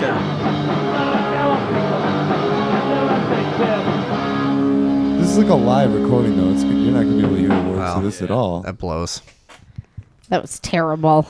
I'm sorry. Matt, you're fired from the show I for know. that. I should be. Where were That's we it. at before Brian Ward came on? What were we talking about? It was with David Box and them. Was it healthcare? Do you guys want to go back to that? Yeah. No, I not mean, really. I don't. I've voiced my opinion. I think a couple times on healthcare. I have a show to promote. Yeah, let's All do right, let's that. do So do that. I. Yeah, I was gonna say. I haven't. What do you I guys felt get? like- Let's hear it. What do you guys get going on, real quick? I felt like I dropped the ball earlier about, sort of the purpose of why I'm here. I've been on the Chicago improv scene for about 6 years now. I started taking classes at Second City in 2009. I've kind of worked my way up through, graduating from the conservatory program. Are you working with any of the Second City people at all? Well, I've worked with people that have had Second City training and IO training, and I've taken classes at Annoyance as well. The show that I'm hosting and producing is on Monday, June 8th. It's at MCL Chicago, which is a theater that's almost across the street from the Vic in Lakeview. It's like Sheffield and Barry, if you guys know. Yeah. Okay, so it's like I across mean, the I've street. been to the Vic, obviously. But Oh, yeah. okay, yeah. So what are you doing? Well, this is kind of playing upon, all the years of improv that I've done. The show is called An Evening of Experiments, and it's kind of a mashup of the short form and long form schools of improv. Short form is probably the more commonly known, like the Whose Lines at Any Week kind of improv, and long form is more of the take one suggestion and make a whole show out of that suggestion. And there are various That forms. was actually the same name as Dr. Mengele's improv show that he used to do. I don't know if you guys ever saw that. Well, the the evening suggestion from the crowd, please. Disembowelment. Did I hear disembowelment? Thank you. We all just look at each other and say disembowelment, and then we form like a like soundscape. So you're up there by yourself. You're up there by yourself though. Well, not when I'm doing improv. No. Okay. But this particular improv show, we're basically like kind of like inventing forms, and we're demonstrating them for the very first time in that particular show. So myself and two of my improv collaborators, friends, teammates, Dan Anderson and Brian Sebi, we all basically developed new improv forms that we're going to demonstrate. We're going to do like kind of like a 15-minute set for each of those forms. And then my regular duo, Flower Shop Bangers, is going to close out the night, and we're going to do like another 15 minutes. All right, cool. Yeah. Well, so that's so give everybody the date and time real quick again. That is Monday, June 8th at 8 p.m. at MCL Chicago. That's the theater that used to be called Studio B. Gotcha. That's Okay. 3110 North Sheffield and Barry. Easy to get to, a lot of parking. It's no problem. Yeah, pretty good street parking. That neighborhood is fine. Go down there. Tickets are $8, and you can find more information at mclchicago.com. Cool. Actually, I was curious. Could I ask you a couple of questions about this show of yours? Okay, so you're talking about these new improv forms. Could you elaborate on that just a little bit more? I know you can't obviously demonstrate it right This here. This is our friend Alan, who's hanging out in studio with us. Howdy, Alan. So everybody knows that his is a good voices, question. Well, we have one that's kind of based on kind of the more of like a short form thing. Short form typically tends to have a little more rules, more of a like a more firm structure. Right. And the first game we're going to be demonstrating is called the DVR of Tomorrow. And it's kind of like a modernized twist on a game called Remote Control, where... How do you play remote control? Well, remote control is basically you're doing a scene, and then you start using... like the buttons that you would have like on I've like seen remote that, control. yeah. So like fast forward, pause, do the scene in Spanish, closed captioning. Okay, How do you do closed captioning? I don't know. There's a way. There's a way. You got We it. find a way. It's improv. You spell out the letters with your body as like cheerleaders. Or you just find like some little black boxes or something. Yeah. Just blow smoke letters out. You know? We're just smoking a Picture within picture. We can smoking definitely do that. Smoking a hookah. Smoking a cigarette on a holder, some dumb sketch about the 20s. The game I'm developing is a little more mysterious. And again, because it's the first time, so it's like, hey, if it crashes and burns, we'll never have to do it again. The one form I'm developing, which will be the last new form of the night, is called Common Thread. And I've set up a thing where I started off inviting a bunch of... Hells Angels. Pedophiles. Well, hang on a second. I cherry-picked... Was this connected still to the DVR thing We that you're talking invited about? these biker gang No, totally pedophiles. different game. Oh, Totally okay. different group All of right. people. Basically, I cherry-picked a bunch of people that have this one thing in common. And, yeah, so I basically messaged everyone individually on Facebook to ask if they're... well, not in Jewish. this case. But it just kind of could be something by super sheer random, demographic, probably a couple, right? they could have all been born in the same state. They could all be left-handed. They could all be gingers. Something to that effect. They're not all gingers. You'd be astonished by the number of gingers on the Chicago improv scene. Lots and lots of freckles. The daywalkers are amongst them. Exactly.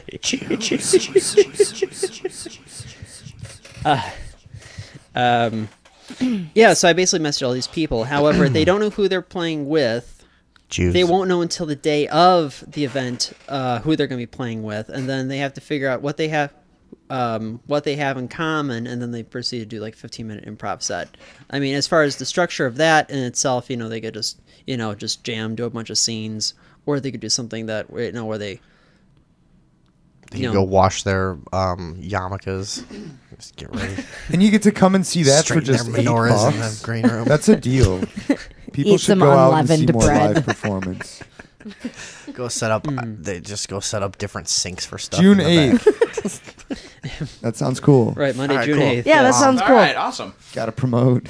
And then, as you mentioned at the very beginning of the show, I also have a Facebook page called Stu News where I post late night style monologue jokes. Cool. Yep. All right. And Perfect, it has it's on the cusp of 700 likes. So, trying to get that soft nudge over the milestone. Well, consider this the Overdose bum. Yeah, everybody go check out Stuart, help him out. Yeah, who I else, shared all Matt? the links on our page. I don't want to go on too much longer with plugs, but let's do yours. Yeah, okay. July 3rd at the Pilsen Outpost, which is 1958 West 21st Street on the corner of 21st and Damon.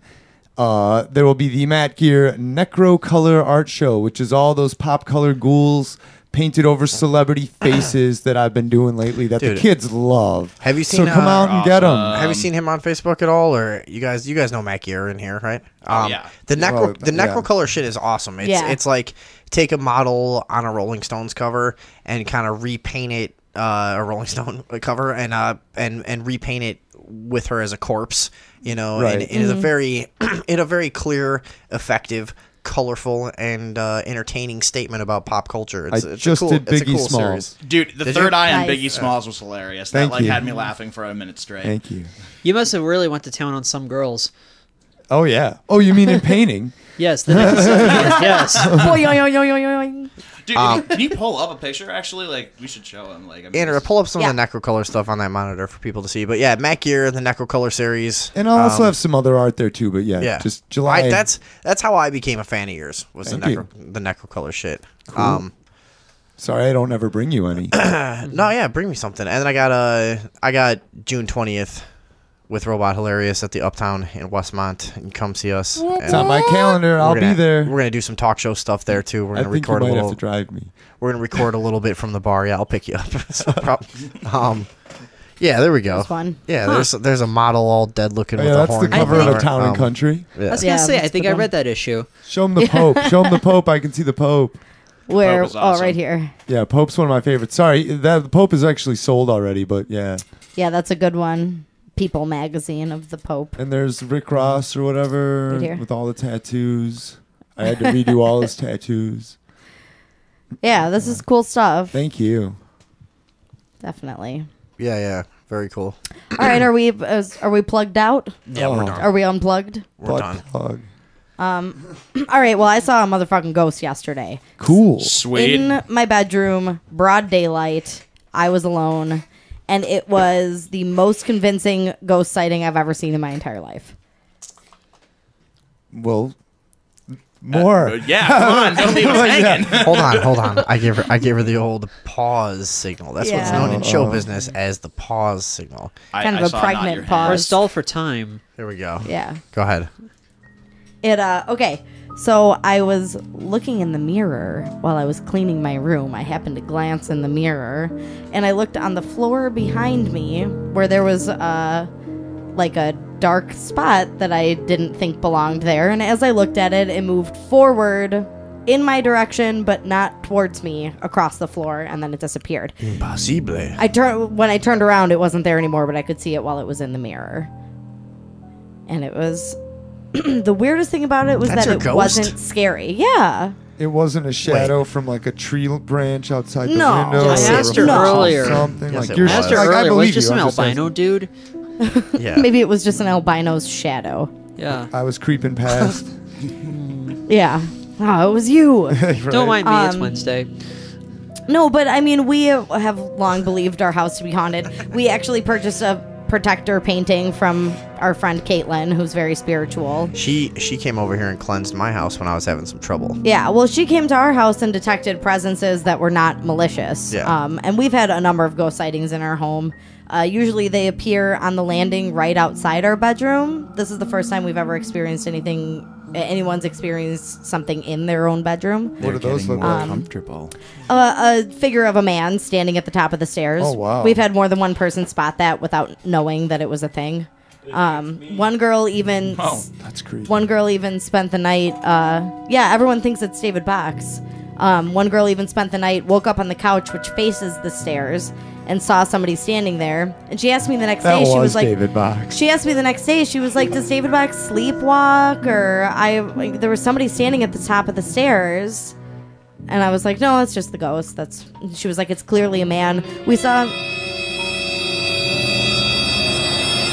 We also saw him for the first time while we were moving in. And my sister saw him standing at the top of the stairs, and she saw it so clearly as she walked by that she assumed that it was David Box because it was clearly a person standing there. And then when she got outside, Dave was in the driveway, and she was like, "Nuh-uh, because I just saw you in there." And that was, I think, the first or second day we lived in that house. So anyway, so we got this painting painted, and then we got a stone. One of Dave's friends at work gave him a stone that's supposed to help keep energy balanced and keep malicious things away. And so we keep the stone on top of the painting. Well, apparently the stone had fallen off. When did that happen? I don't remember. Ooh. It was probably when the stone hit you in the head. It was just a couple days ago. Yeah, but Dave said that he specifically noted that the stone had fallen and predicted that something weird would happen after that. But the weirdest thing for me was that it wasn't scary. David noted the stone had fallen and predicted something weird may happen soon, but nothing could prepare the young couple for what happened next in their quiet suburban home. See, why couldn't that other guy's documentary be half as good as that? Yeah. Just my one ghost story. Right, that was good. So then the dumb broad got on with her story before everyone got bored. Well, the only other thing was that it's the, not only was it the clearest ghost I've ever experienced, but it was also I was not scared. Usually when I detect a presence or if I think I see something that's a ghost, it's accompanied with terror. But for some reason this time it was just like, that was a thing, and it moved through my room. I would also agree that most ghosts come from Al-Qaeda. I was going to say, this Naturally. ghost was as chill as fuck, it sounds. Yeah. Out of curiosity, I mean, what makes you... you've said that you've seen like a full-bodied spectrum, and yet this is a more clear piece of evidence. No, to I've you. never seen the man standing on top of the stairs. Okay. So, I never saw it with my eyeballs. So for you personally, this was the most convincing piece of evidence. Yeah, Just individually. this is the Okay. most clear thing that I've ever seen with my own two eyeballs. I've had experiences where I say that I think that was a ghost, or I've felt things where I'm like, holy shit, that feels like a ghost. But this is the first thing that I've ever seen with my eyeballs, and it happened in the middle of the day too. It was broad daylight out. I knew what was going on in my room, and there was no reason that shadow should have moved that way. And it was like, I don't know, 8 to 10 feet probably. It moved across the floor, so it wasn't just. I know, somebody offered up the explanation that perhaps a bird flew past my window, but I know what a fucking bird shadow would look like moving past my window. They thought perhaps a bird or a passing cloud cast the shadow on the floor. Friends were incredulous. Right. The stories didn't add up. Tension grew between the couple in this quiet town, 20 miles southeast of the bustling seaport hub of Chicago, Illinois. Are we a seaport hub? Yeah, I immediately found the stone and put it back on the painting. Okay, cool. Good. But so yeah, that's my ghost story. That's I was so excited to tell that. Fun stuff. It was weird. Stuart, you ever have any ghosts? Yes and no. I remember in the house I grew up in. I believe your house had stucco on the front, That is correct. Yeah, it was like stucco on the bottom. if I remember correctly. Yeah, it was like shingled on the top, stucco on the Shingles bottom. on the top. And I remember Stucco on the bottom. Now we're here. Go ahead. I remember around the time I had a great aunt that passed away in the spring of 2000. She was from the time that I knew her, she lived in Kansas City, Missouri, but she was born in Jefferson Parish, Louisiana. That's where a lot of ghosts come from. Yeah, West New Orleans, yeah. And I remember just like, in the couple of years between her passing and when my parents moved into their current house, we would notice just like random little phenomena, like just doors randomly closing and opening, random pieces of notebook being torn. That's a big problem. I've had that happen here too. Yeah, just like we would just randomly loosen up. Yeah. Like we would just randomly hear sounds, and my mom would just joke, "Oh, it's fifth person." Like it was just like random little things. We couldn't tell if it was just a gust of air. I mean, we didn't see anyone, but we would just notice these weird little phenomena, and they're just like the most mundane things. Well, it Just could like, hey, it's drafty in here. Thank you for closing that door. Yeah. Yeah. The old passive So the ghost. same as everybody kind of has their weird experiences. It's like you ask anybody, everybody has a couple of stories. I've supposedly been possessed by a ghost. How Go do we on. know you're not right now? So this story comes from my father. I was too young to remember. I'm like 3 at the time, so I have no memory of this. Do you know whatsoever. what? Hold on. I want to make fun of you for a second. Is that okay? All right, sure. Because I was thinking about what you look like, and here's all I could come up with. Robin Williams in Good Will Hunting, if you stuck your thumb in your mouth and blew yourself up like a cartoon. You know what I mean? Just inflated yourself all big. That's all I could think of that he looked like. I was thinking Harry Knowles from Any Cool News. Was that too far to go for that?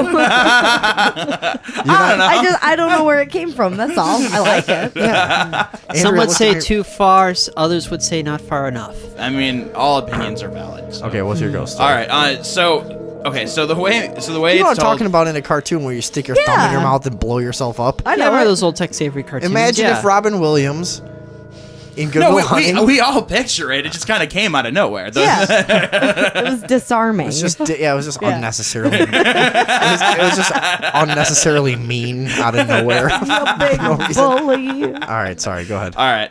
So anyway, no. So apparently my dad it needs to go down to the basement for something, and me and him are the only ones in the house. So he doesn't want to just like leave me alone. So he decides to like take me down there with him. Oh. And so he's put me on the ground, Uh-oh. and you know, he's futzing around with something, and apparently I'm standing and Yada, just yada, looking yada. at my dad, my grandfather's tools, and my dad from in back of him just hears my voice say, "These are mine." And he turns around and looks at me and goes, "What do you say?" "These are mine, but I don't need them anymore." He goes, "What?" And apparently I just turn around and just give him a shit-eating grin of like the creepiest proportion imaginable. Turn around and give him a Cleveland steamer. Oh, gross.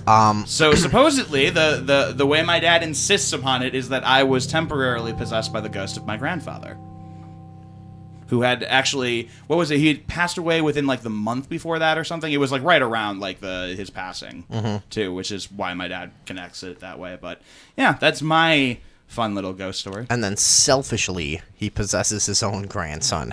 You're supposed to possess a stranger. Yeah, come and on. ruin their life. Actually, if I've heard about this, your grandfather was kind of selfish. As I hear, yes.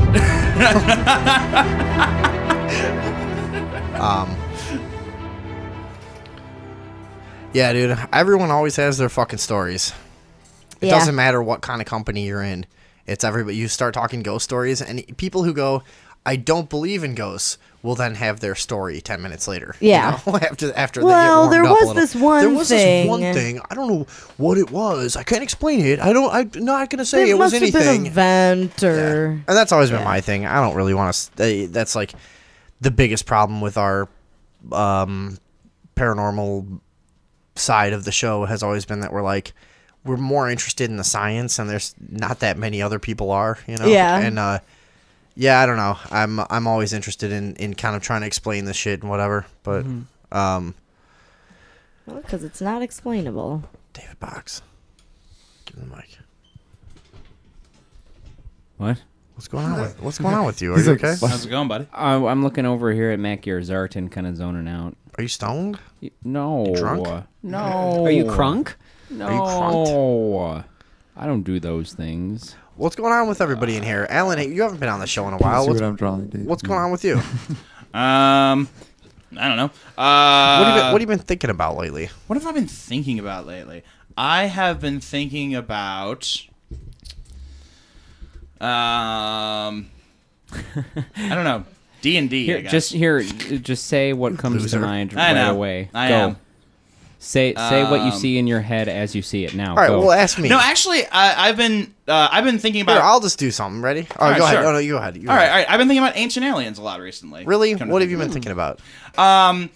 I keep going back to like the one thing that always interests me is that in almost every culture you get these weird stories about like beings coming down from like the skies in like these like they always like refer to like flying sailboats. Like no matter what like culture you go into, there's a sailboat flying in the sky for some reason. Yeah, but then there's always a lot of dispute. Like the ancient aliens will go ahead and do their thing, and they kind of just don't do any fact checking or real research. They just take what these idiots say at face value, and then it's pretty easy to debunk a lot of the things where they'll go, "Hey, this is a common misnomer in translation of this period or whatever," and they'll like a lot of that stuff is pretty well debunked. However, that I know you're chomping at the bit. Sorry, but I was gonna say I have a weird view on that stuff because I really do think that there has been some sort of extraterrestrial contact. Well, here's not necessarily even that it was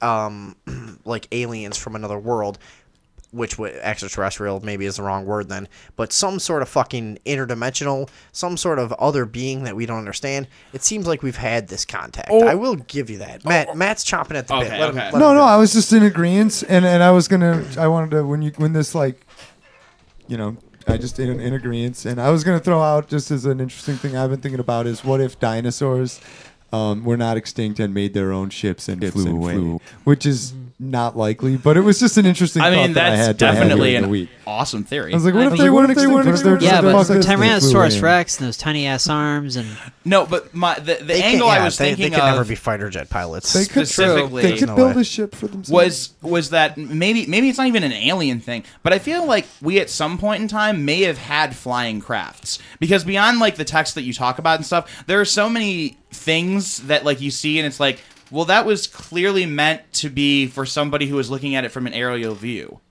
Like, what? Why would you draw that even if like you weren't? Well, there's some other suggestions like prayer walking. Was a practice a lot of cultures did, where you would walk in a giant pattern of a sacred symbol, and it was considered to be like a another process of meditation or focus or whatever in their religious viewpoint. They would say, the symbol of a bird is important. We're going to walk in this giant path in the shape of a bird that we have slowly over time figured out is the right shape. Is that plausible? That's one of the explanations I've heard. I'm not even saying that I believe it, but that's one of the things that I've heard for like the Nazca lines or something like that. Yeah. Right. In Peru, those giant fucking symbols that you can only see. So some people have said this could be that. This could be over time they slowly mathematically. It's not hard to take a drawing and rescale Make it big. Yeah. That's I mean, true. it's not that hard. So I mean, it's like the persevering theory is then that like what they essentially were just like drawing pictures for God, more or less. Okay, that could be one thing, or that like we believe in a symbol, and symbolism has been very important to the development of mankind. It's been useful and really, really key to certain areas of development, and how we identify with other segments of society and stuff. We need this symbol, Symbolism's been huge. So I could easily see we need to walk in the shape of this symbol 1,000 years ago. Yeah, definitely. We have to. That makes sense. Yeah.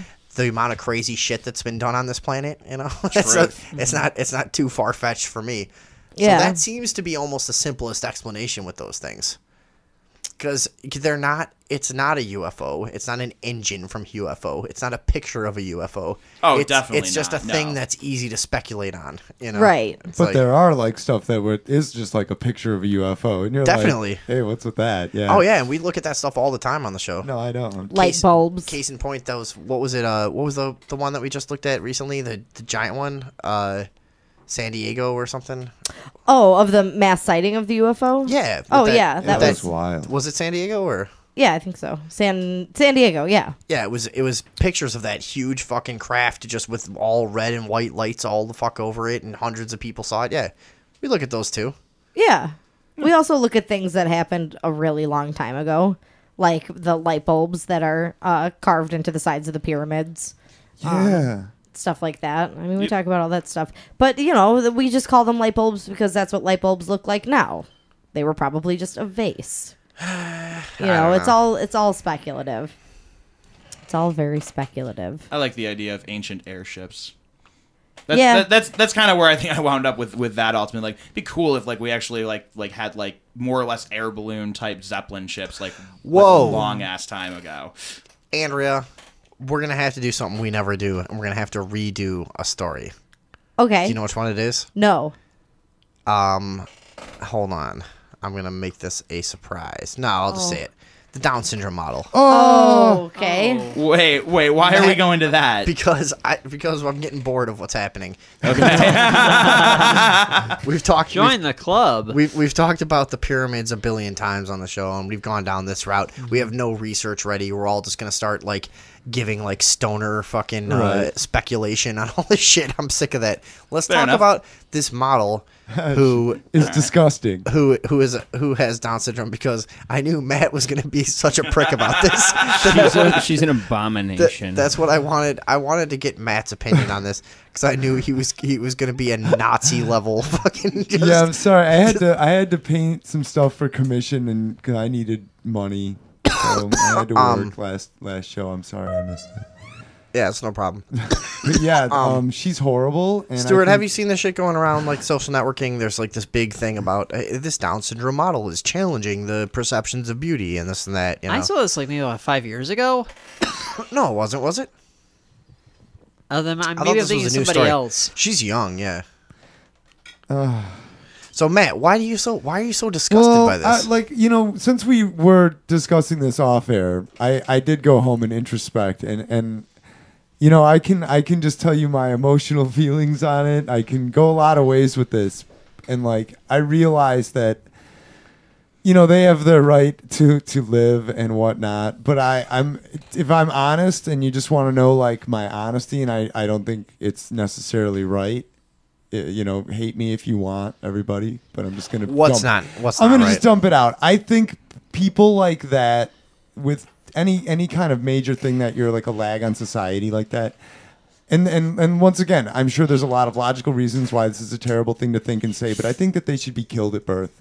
I think we should abort them before they're born. Like if you're gonna have some shit like that. You said two different things. And I think all of this stuff is hold on. Or aborted. We're gonna go one. We're gonna go one at a time. I know everybody wants in on this. Hold on. We're gonna go one at a time.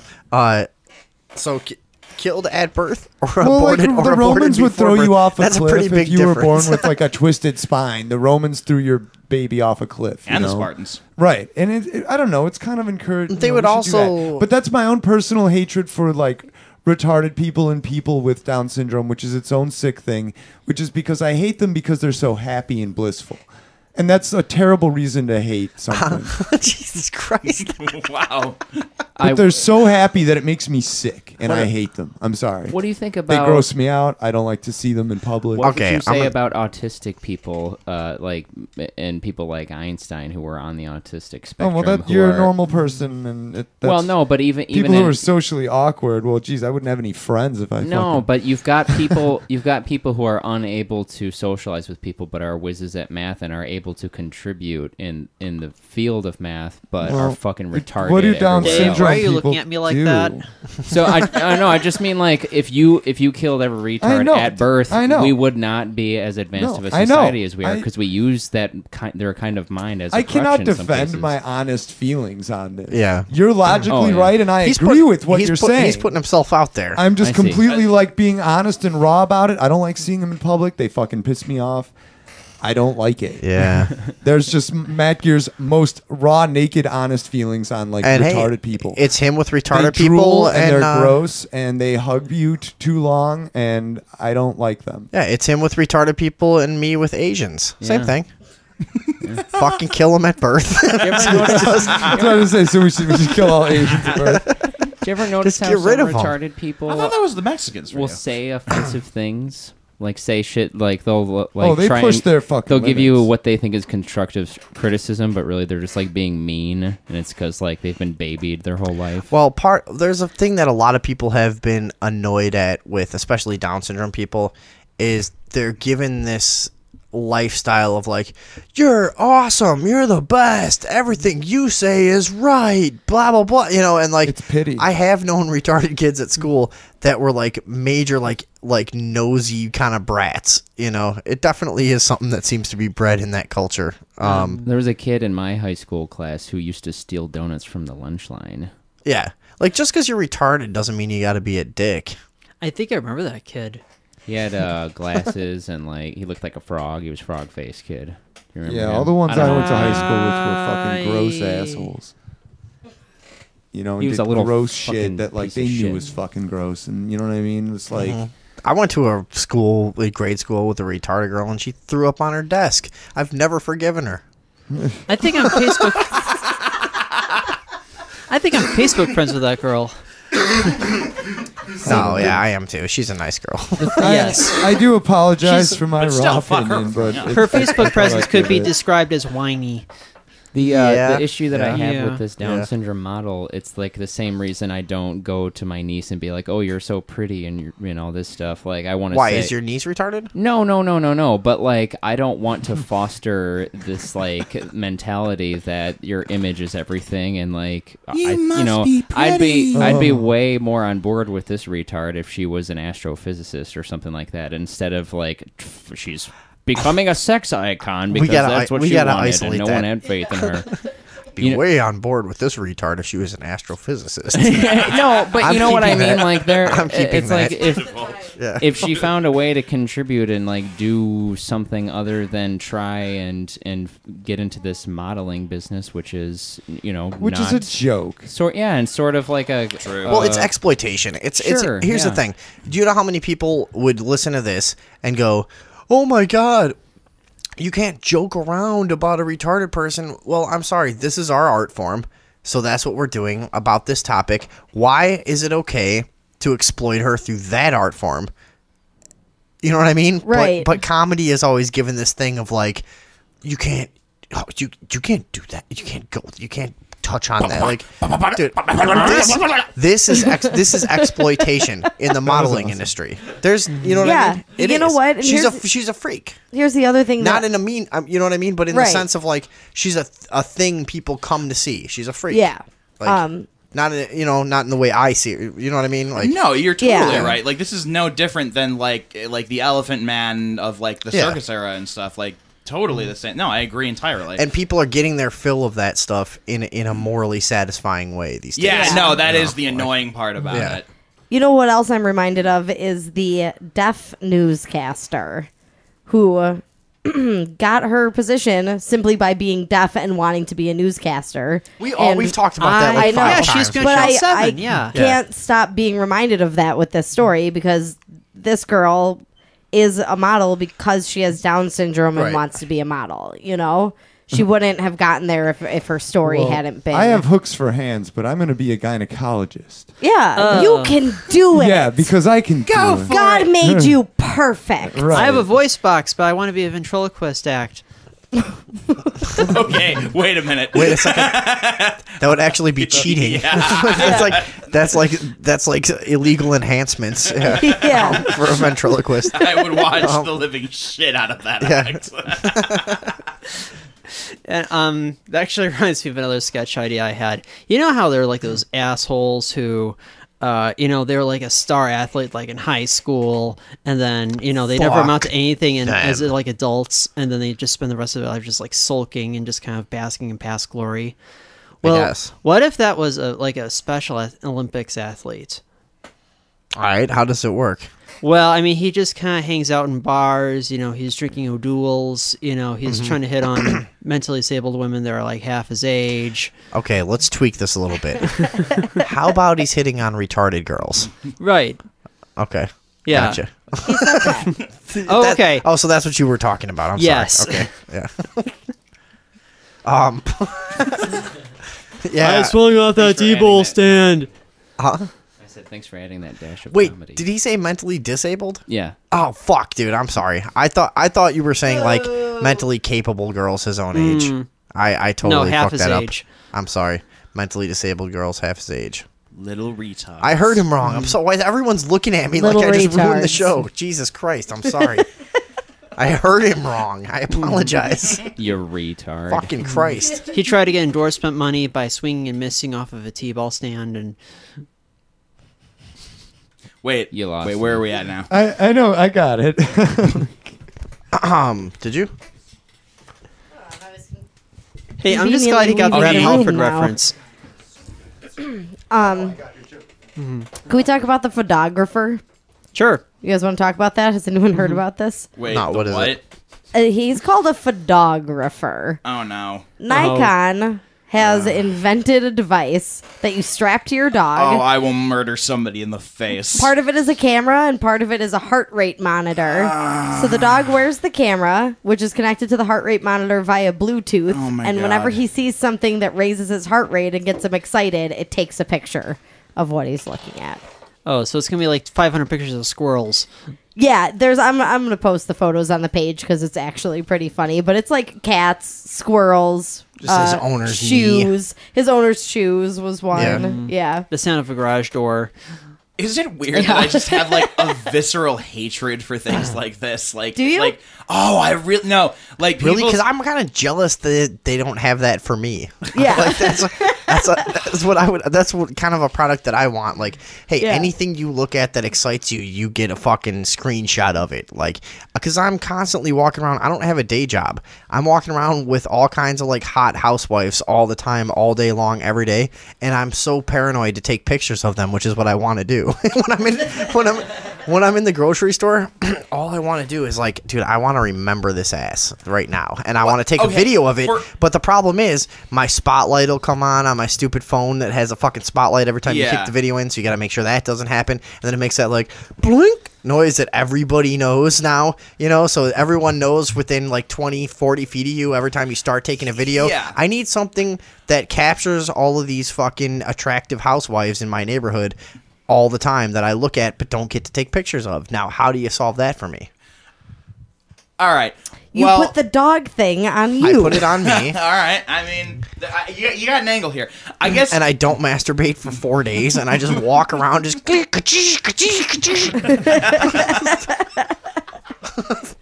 just taking pictures. That's all, Taking a picture of every set of stairs you come across. dude. I've been at the gym before. Here's what a pervert I am. I've been at the gym before with my girlfriend, and she was like across the gym doing like an exercise bike, and I was doing some leg machine, and there was a girl across the thing from me on a Stairmaster, and she had like a really nice ass, and she was just Stairmastering her ass, which is like, for any guy that's ever been at the gym, it's like one side after another. Just that up and down perfectness of a girl on a Stairmaster. And I was like, I got to get a video of this. And I started taking a video of her, and my girlfriend walks over from the other side of the gym and goes, your spotlight is on your phone. So I'm just sitting there in the gym with this fucking giant spotlight on this girl's ass without even realizing it. And everyone could clearly see I was just taking a video of her on the Stairmaster. Let me just say how awesome Tracy is for pointing that out. She just came over like, dude, you cannot do that. You gotta be more Dude, careful. come on. Yeah.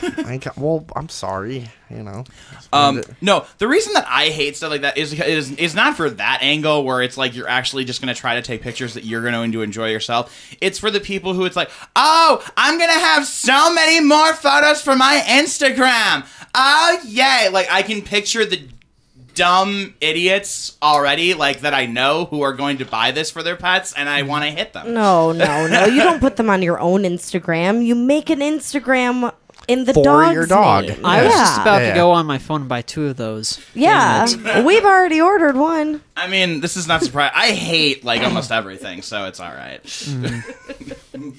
So some of these pictures, let's see. Some of the pictures the dog took. Grizzler, the border collie, was the test subject for this camera accessory.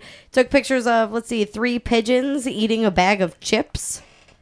Yeah, his regular owner's Ansel Adams shoes. over there. I think it'd just be a lot of pictures of other dogs' asses. cat. Kind of like Vinny, but except, because dogs sniff each other's ass. A I turtle. am not much better. That's what I mean, not that. I mean, I think that story illustrated that pretty well. Yeah, no. That's a story that would piss a lot of people off, probably, actually. Like, that's one of those stories I tell, like, we're just all joking around, and then the wrong person hears it, or maybe the right person, and they go, do you have any idea what this story is? Everyone's just laughing at you, just disrespecting and objectifying a woman who wore skin-tight yoga pants to fucking bob her ass cheeks up and down one at a time in front of the public, and Shirley was really fucking concerned about people seeing You're it. disgusting. Yeah. How could you do that to a person? Right. No, I'm sorry. There's certain girls in the gym that's part of it. Yeah. They want you to take videos of them. They like it. they don't like to know. They're asking for it. They want you to take secret videos. That's just part of their thing. They don't want to know about it. That's how it's like. It's like girls that are into rape fantasies. If you let on that you're not really a rapist, they won't like it. You guys have all been there. Right? You gotta act like you gotta really rape. I mean, you know what I mean. You gotta really rape them, is what I mean. No? You embarrass yourself, you animal. I know. I'm a brute. I'm from another era. The raping era. The raping era. Back when you could rape a girl and she didn't say shit. Those were the days. Back when girls were more receptive to rape. Yeah. Things have changed. Things have really changed. The dark, dark world we live in. Well, we're kind of in the dark ages of rape now, you know Yeah. what I mean? We really are. What's a guy got to do to rape someone these days? I know. It's time like, for a rape-a-sance. It's really, yeah. Good one. I wish I would have thought of that. Yeah, I bet you do.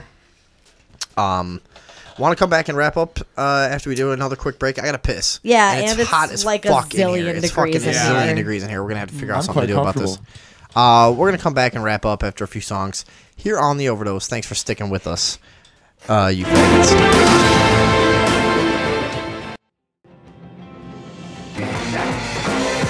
I think you're full of shit, and I think it's chomping at the bit. Wrong. Yeah, but language, see, what you don't understand is language changes. Okay? Yeah, but the actual definition of malleable. champ versus chomp, chomp doesn't. So you're make saying sense. when I was telling Matt earlier, I can see you're chomping at the bit, Wrong. meaning I can see you're raring and ready to go. raring to go. That's not proper. It's not proper. Here's why. Chomp evolved from the word champ, but they mean two different things. Chomping is to place your teeth on something and bite down on it and chomp, whereas champing is a grinding of the teeth, often done in excitement and often referring to a horse. And that's what you do at the bit. The bit never actually goes inside the horse's mouth. Therefore, they're only grinding their teeth in excitement. They're not chomping, they're champing. Somehow I knew this was going to be a horse reference. Yeah. Like I was like champing and the bit, the whole thing. I was like, this is going to be like a historical horse thing. Yeah. Well, you're wrong. Good on you. The old historical horse. I've never heard. I've It's never history heard. horse. I've never heard anyone in my life say champing at the bit. Really? No, neither have Neither. I. Never. Yeah, I've Ever. never heard that word. If you say it either. with a British accent, it almost sounds the same thing. And chomping at the bit. Right. Yeah. That's the only way you can pull it off. Chomping. No, see, nobody says champing at the bit. I always do. I just never say that. I never use the idiom. You would have said that, really? You're chomping at the bit. Chomping. Look at him. He's just chomping at the bit. No, come on. It's getting a little tighter on the collar. He gets excited when I don my ascot. He's chomping at the bit. Evelyn, put on your Chardonnay. Life is a game of rounders, and you just threw me a googly.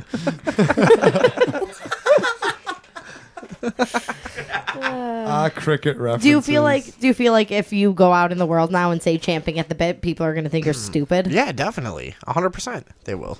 That's the reaction that I get when I say we're two beans in a pod. No one understands. Two peas that in a pod. Yeah, I know. I fucking know. David, it's two peas in a pod. Well, then where do the beans come from? Beans also grow in pods. It's valid. Yeah, why do you say beans when it should be peas? It's the same reason I say Barack Obama instead of Barack Obama. I just like, I don't know, I just have a tendency to be weird. I thought it was pronounced Barrett. Okay, well, that's fair. It gets a laugh like 10% of the time. No, it gets a laugh 100% of the time, but it's the reason that's called into question. Why are people laughing? Is it? Yeah. Are they laughing at you? What's happening? I think when you just add boner to something, it automatically makes it amusing. Yeah. Certainly makes it better. I do a lot of things like that where I'll say things that are incorrect, but I'll do it on purpose just to kind of be funny. But a lot of people just think that I'm an idiot. What's the other one that I do? I can't even think of it now. Whatever. We're two beans in a pod. Mm-hmm. Yeah, I think you're an idiot. That's great. I think you're an idiot. I think you're a retard. Good. They should have thrown your ass off a cliff. Matt, do you really think they should have aborted that No, retard? but like I said, that I was just being like completely like my feelings. They don't make sense. I've actually You look talked at a to retard my. and feel nothing. But I've talked to my, hatred. my shrink a while back when I had one about how I can't stand to see retards, and we talked about why that might be, and what it boiled down to was that I hate things that are happy. And I was like, okay, that's what she said anyway. And I was like, all right, fine. So I hate any joy in life.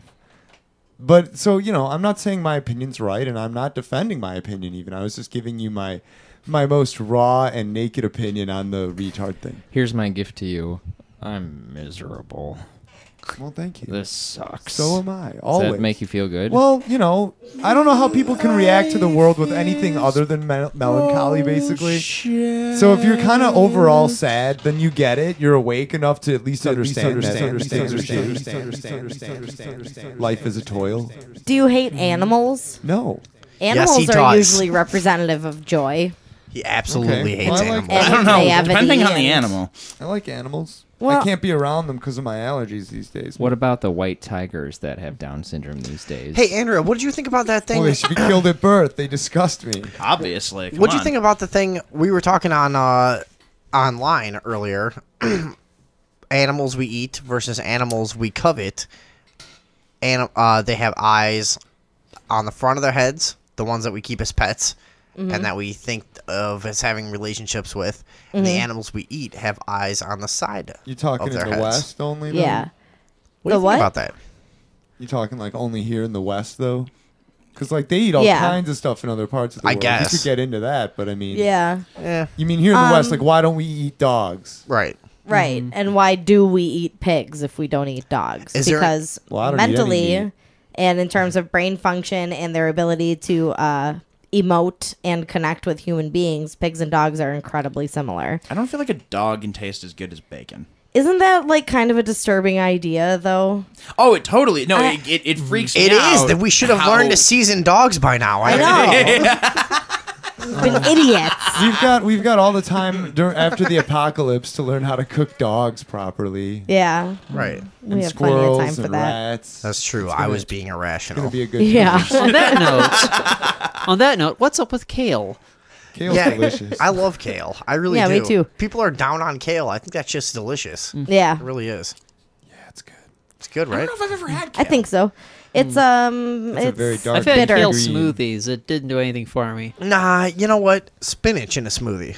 Yeah, that's how you do it. Okay. That's where, breaks that's, down really that's where well. it's at. If Yeah. you want to do some green leafiness, Okay. that's where it's Spinach. at. Yeah. Baby, baby chard. Kale has too much of a bitter taste for your smoothie. It's no good. Mm-hmm. Yeah, it sucks. Also, kale's part of the broccoli family, which is something that you want to avoid if you have issues with your glycemic levels.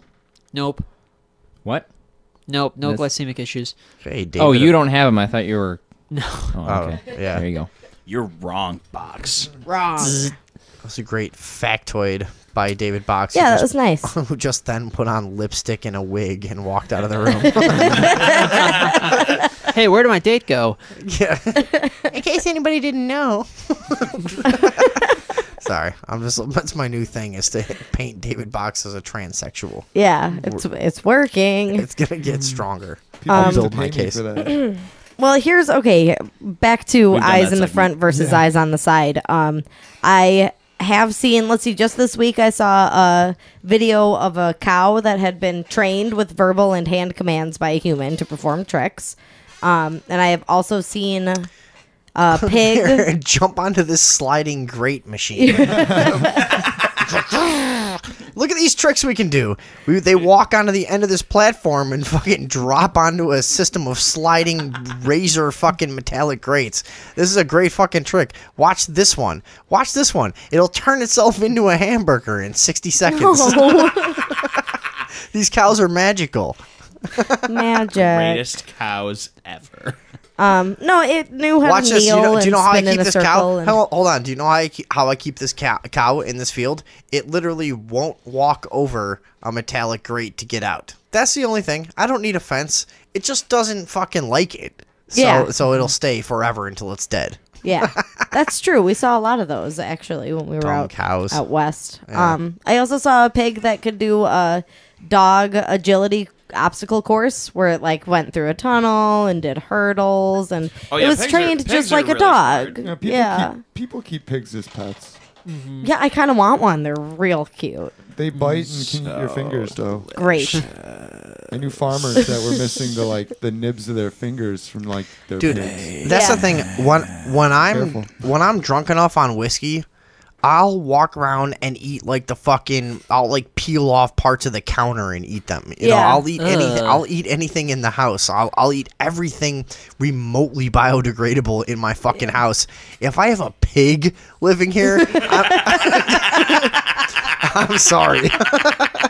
I'm sorry. That's not. That is it. So that's why bars have stale pretzels.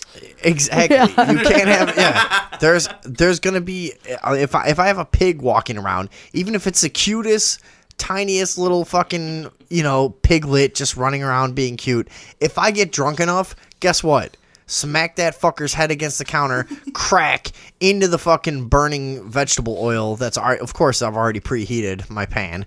I am a professional, and dude, if I'm drunk, I'm not even gutting the motherfucker. I'm just throwing Whole a cover on that, pig. carrots and onions right in the pan, and dig a hole and do stick an apple in its mouth. No, I swear to God, pigs look delicious when they're even while they're. That's the problem with a pig is they look like they taste good while they're still alive. That's the thing about a pig. There's a certain like, truth to that. Yeah. Like you just look at a pig, you're like, man, I'm gonna bite into your thigh. You look like kind of a fucking four-legged person. Four-legged. You look like a fucking fat, retarded four-legged person walking around with a shitty scrunched up face. I'm gonna eat your fucking muscles. Yeah. Cut you into slices. They look good. Yeah, you don't get that as much from a cow or a chicken, I don't think. No, not even remotely. A pig just looks tasty. Yeah. Covered in mud, it doesn't matter. I think you just found a purpose for the Down syndrome people. Right. Let's eat them. Let's them. Soil and green this shit? Let's farm them. Yeah. Eat the retards. Yeah. Farm them, yeah. Yeah, they look good. This tastes like lemon Monsanto, our cookies. retards are the most retarded. Wait, what did you say? What? Here at Monsanto, our retards are the most retarded. Factory farm to fill that retarded-sized hole in your stomach. Our Down syndrome children's tongues are 3 times the size of normal Down syndrome tongues. They can't even stand in the coops where we cram them. Not to be confused with Fragile X syndrome. And unlike the animals, they'd still be happy and smiling. Does your meal not have enough chromosomes? No, it's too many Aren't they missing or no? Wait, is it too many or are they It's an missing? extra. It's It's extra one chromosome. extra. Oh, it's Yeah. extra. Okay, all right. Yeah, that's right. Trust me, I'm funny. Okay, you're right. Really? Sorry, Dave. God, he gets creepy for a second. Jesus. That was like a serious look Who you gave me. invited this guy? Yeah, no, I don't know, dude. Retarded people and pigs, same shit. Whatever. Yeah, Down syndrome people kind of have that same, like, juicy look about them. They got that, pigs like, do. you want to... Succulents. Yeah, no. Down syndrome people have the same thing where you just want to bite into their thighs. Yeah. It's like, you see them walking around at, like, Walmart, You know, and you try not to even go to Walmart, Wearing but it's stretch like pants with two, stirrups. it's like 2 a.m. and you need batteries. You're like, what the fuck am I gonna do? And you go in there and you just on my way there when you're I just leave walking here. behind. You're just walking behind that Down syndrome lady, just like I would fucking live for 3 months off those thighs. Holy shit! I'm gonna stuff you with sticks of Dude, butter and throw you in the oven. Damn, Yeah. check out those back boobs. Wait, yeah. I wanna- seriously. I want I- to stuff you with this stick of Vinny. I went to Aldi the other day. I saw a woman whose legs were so big that if, like, say, me and, like, any of the guys in this room put our arms around each other, like, we would be her calf. And she was like, dude, this You don't woman become was a baby cow by huge. putting your arms around each other, you This idiot. woman Matt. was, I've never seen anything like this in reality. I was like, her legs looked like the skin on them was like folding over. Where her knees are, it was like the skin was like it was really bad. Her husband was helping her get out of their car. Oh man, At I think Aldi. that's a good unit of measurement. Do you think he her uses legs a, were 2 man hugs big? Yeah. Her legs were huge. Do you think he uses a Q-tip to like scrub out under the folds? He's got to hose her down or No, something? it's a mop. Yeah. It's a toilet brush. No, I It's in there. A Swiffer. A Brillo pad on a I mean, if you want to be efficient about it. So bad. Brillo pad on a popsicle stick. Yeah. Oh yeah, that'll really get the grime out of there. Brillo pad on a stick. Just fucking Yeah. scrub me out. I have no dignity left. Yeah. Just, It's over. this is called exfoliation. Yeah. Scrub me down with Brillo. Keeps the fungus from growing in my knee folds. Yeah, but she took it to a new level. Seriously, I've never seen any shit like that. It's burned. They in my call her eyes. Cankles galore. Oy. Oh, webcam girls. What? Cankles galore. I thought he was talking about one of my favorite webcam girls. Is that not? No? All right, never mind. You guys don't know Cankles galore. Sorry. I mean, I'm interested, but no, not familiar. He found her through Lady Arm Waddle. Well, yeah. I mean, everybody needs a producer, obviously. Yeah. Producer. Lady Arm Waddle is a great producer. Yeah. She's farmed some of the greatest talent the world has ever known. No, and a real cankle is hard to come by. It really is. Like, you can get real fat and not have cankles. Yeah. You know? True. Ankles shit are is- resilient. That shit is not easy to get. You've got to be a 800-pound person Yeah. to have cankles. At least. For real. Genuine kinkles. What? Or you have to be a librarian. You ever heard of librarian legs? That's just a skinny person with cankles. I don't think we're going to laugh at that. That's fine, but that's a thing. Sorry. Andrea. Yes. Can we do something really quick? Yeah, what do you want to do? That fucking page earlier was really pissing me off about everybody commenting. You know, like they're just commenting from behind this facade. Does that ever get to you? Like how people just comment and they don't have to really put their real personality out there. They have this sort of bravado where everybody's trying to police each other's behavior and they're getting in each other's business and morally trying to be superior to each other, all based on this whole thing. Does that ever get under your skin? Do you know me at all? What do you mean? Do you know me at all? Those fucking commenters. Like they are so tough. Oh, do not say gypsy. Do not say the gypsy. Do not saying the gypsy. It is too offensive. Say it with stars. Disgusting. Fucking YouTube. I'll bet they were on YouTube. YouTube commenters. Fucking keyboard commandos. And they're so tough. Yeah, oh yeah, they are so tough. They can sucking my dick. They all think they're so tough, like behind the scenes, and they never. It's the anonymity, right? It's Why are you not showing us your face when you are saying these terrible things? Yeah. Who are you? There is nothing wrong with the words a gypsy. Yeah, is the word gypsy really offensive or what? My cousin, a basic one got tire. His family, his friends, they're gypsies. Yeah, that's what I thought. I mean, you guys don't like gypsies, do you? don't really know what we're referring to when we say gypsy. What even is a gypsy? No, we do not like the gypsies because they are swindlers. Yeah, that's And what I thought all- Indian people would say. All they ever do is try to get your money. They are trying to getting your money, and they are not good at it. I thought gypsies stole children in the night, made them their own. Like your kid would disappear and then they'd come and they'd be like, "Oh no, this is our baby," and then they raise it. I Not thought that's what gypsies do. I thought that was Elizabeth Smart. By the way, do you guys see this contract that I have here? no, We have this contract for the job that you guys want us to do. no, No? no.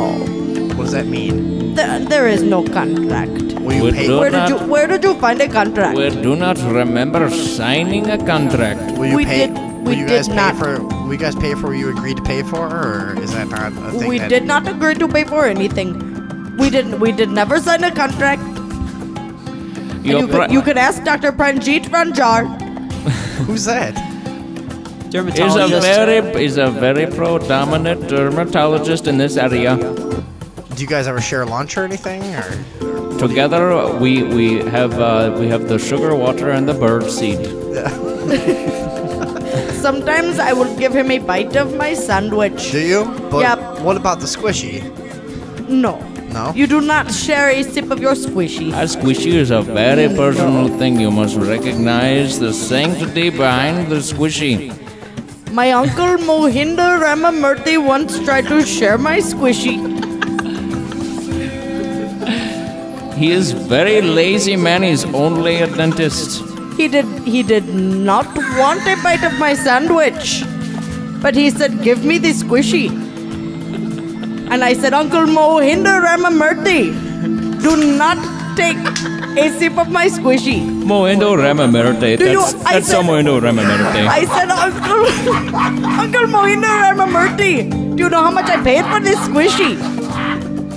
And he said, You you did- pay a lot more when you go to dentist.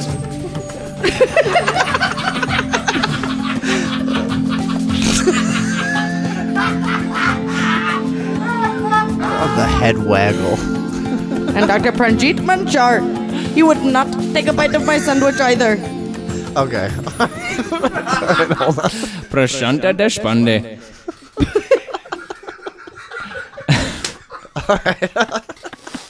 That's good enough for that. All right, good. God, I really like her. I just forgot that we forgot to do that earlier. Yeah. We forgot to do that. We did, because anytime we complain about commenters, we're supposed to do that. Yeah. Have you ever felt like life is a dance and you're going stag? Yeah, I have at times, I guess. Why? Oh, just saying. Why, you didn't like that bit? Oh no, I liked it. Just thought I'd clear the air. You just don't think people are with us on that? Come on. Oh. You make fun of Indian people, it's fine. Yeah, we do it very poorly, so I don't think It's anybody okay. cares. Nobody yeah. cares, yeah. They don't mind. They're not into podcasts yet. They still vlog. Yeah. You guys want to get serious? Yeah. Sounds like we gotta get serious here. Should I set the mood? Yeah. Go ahead. What are you gonna do? You gonna turn off the lights? Oh shit. Lights are off. What did you think I meant by set the mood? So this is part of our thing. I was thinking maybe some Peebo Bryson, some Teddy Pendergrass, late period Marvin Gaye, Luther. Gotta love some Luther. All right. Let's get down to business here. Alan. Yes. What happens when you die? Well, there's a molecule within inside of all of us, within inside of all of nature, and it is released. All right, hold on a second. This is supposed to be a serious thing, Alan. Let's get the we're not- sillies out. Yeah. Yeah, this is a for real thing. It's not, you don't have to be totally serious, but it's not a bit. We're actually looking for your answer. So I'm going to start this up again. Nobody prepare. We're doing a podcast that's going to be like 20 different people's answers to this question. Just Okay. off the top of their head. Because everybody thinks about this, you know? everybody's fucking avoiding the question, walking around all day, every day, trying to find things to distract themselves from this question. Okay. But we just want to get a bunch of random people's answers. Ready? Alan, what happens when you die? Well, my personal belief is that most of what other people have experienced is just kind bullshit. of a D&T trip. I think what happens when you die, if you're lucky enough to die with your head still intact, is that a wonderful chemical that goes by DMT gets released in your head, and you experience this trip that... If there's something else out there, this on a very chemical level connects you to it. I don't really have a lot of opinion or theory on like what that other thing is, on what that other beyond life, beyond consciousness thing is, if it is anything. But if it does exist and it is out there, DMT is certainly the way to it, and that's what gets released when you die. So I don't know if there's a heaven or a hell or fucking Valhalla, but I do believe that you get to look back on every thought and action and decision you've ever made, and you get to kind of look at everything in one big piece, and that there's a clarity about life and reality that comes into being at that point. But as to say what the specifics are, I mean, that's anybody's guess. Anybody who thinks that they've got an answer on that has only been experiencing a trip and can only explain about 1/10 of what they've experienced in that trip. So, yeah, that's kind of what I think what happens when you die. So, leave your head intact, children. Try to get there with your fucking That's the spinal lesson. cord still in there. Yeah. Yes. All right, fair enough. Good. Stuart,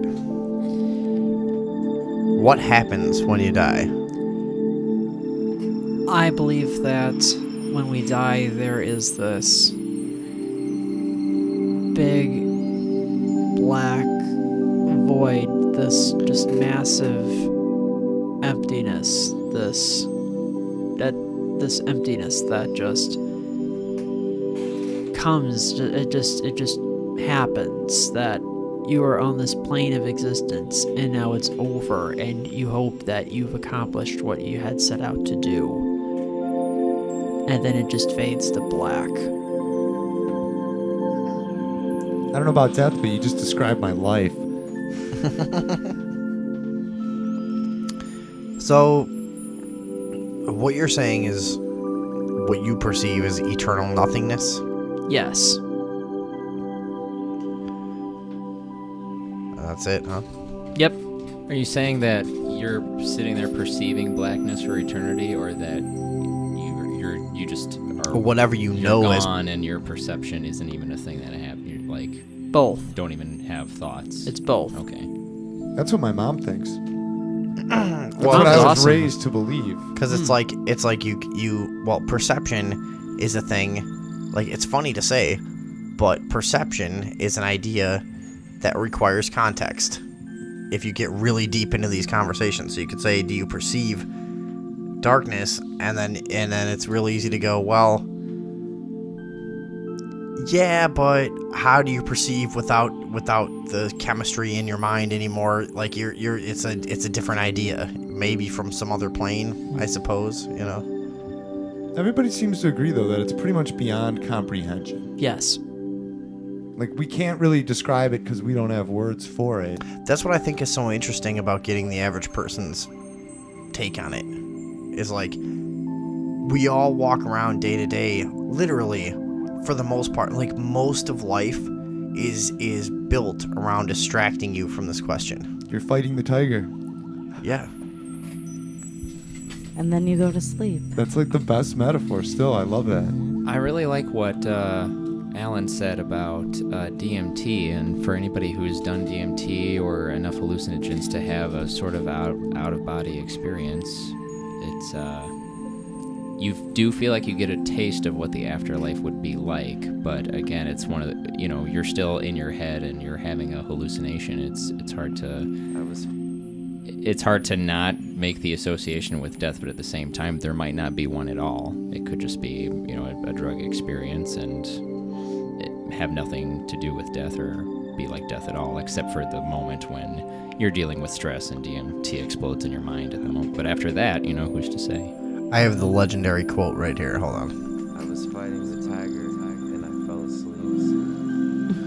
Yeah, I think Tiger Guy was drowning you out. Hold on. I'm going to have to kill this music. Oh, there's some dude talking about tigers. Yes. I was fighting the tiger and I fell asleep. I was fighting the tiger and I fell asleep. I think that quote sums it up. Does it? I don't know. I don't know. It's just is anyone walking around not distracted by that question? I'm not. Stuart, do you think about death a lot? Every now and then. I've had some family health stuff going on the last couple of years, so it's kind of because you're getting into your late 20s, early 30s. I mean, I'm 30. I'll be 31 in August. So now you're starting to get to where some of your family's old. Yeah. Fucking sucks. I know. Mm-hmm. Yeah. Right. Yeah. I mean, my dad's 77, my mom's 65, so it's just, it's kind of like they've both had major health issues in the last couple of years, and it's just... And it's people that didn't used to be old. When you're a kid, there were certain people that were old, and they were always old. Mm-hmm. Right, like my dad. Right. Well, no. when you get to, 30, it's like people that used to do things, now they're old. Mm-hmm. And it's just really rough.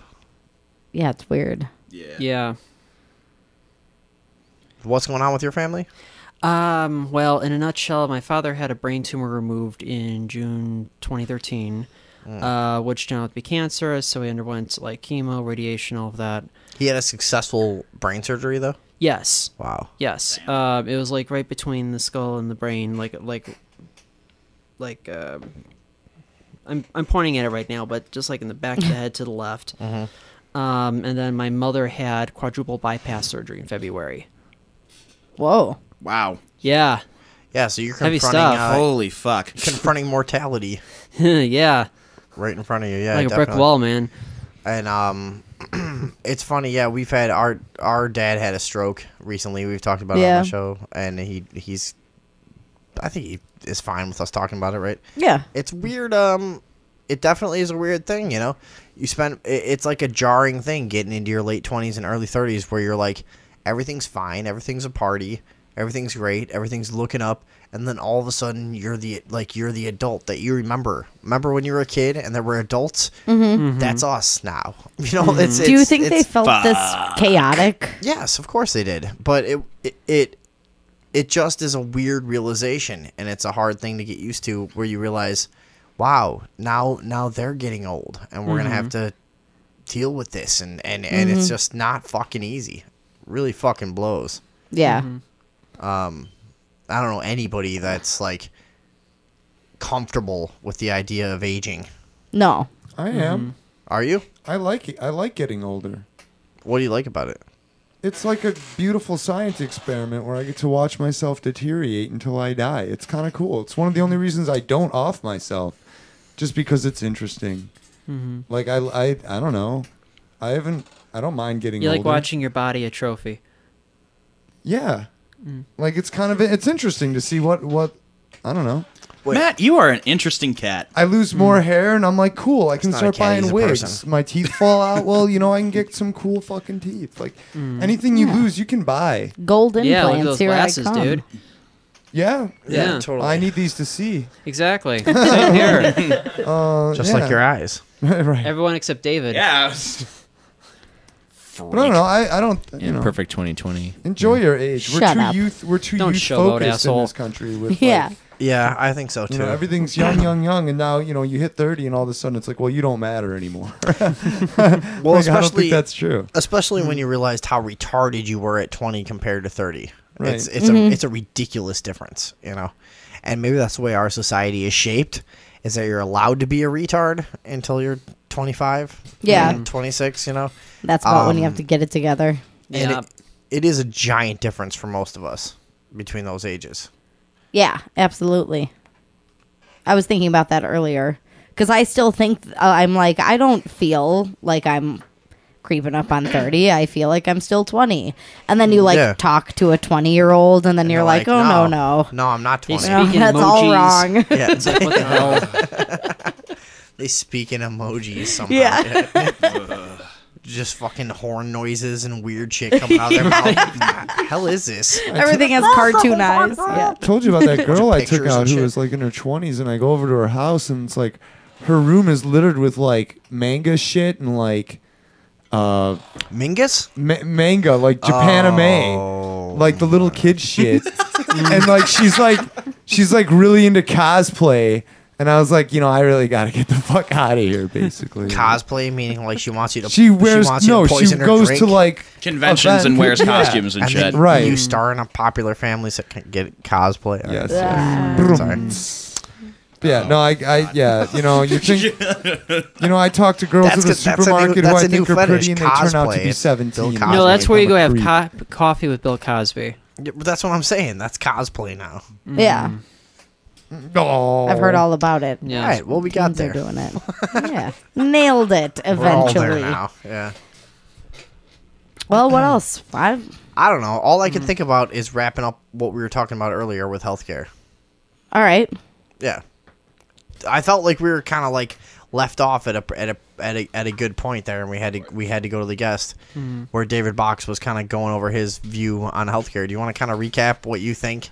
I wasn't really going over my view on healthcare, but Sorry. we were talking about the election, and I brought up healthcare as a part of the discussion, and in reference to Bernie Sanders, who is the less of all the evils. Yes. And I would argue just vote for him because of everything that David had said. Yeah, right. I agreed with, except for still not voting for him. Get out and just vote for the guy. Oh, like, you know what? You're going to have a shitty master no matter what. Not doing anything isn't going to make it better. Or false. I mean, why not? You say so. Why not? He's like Dennis Kucinich with more charisma.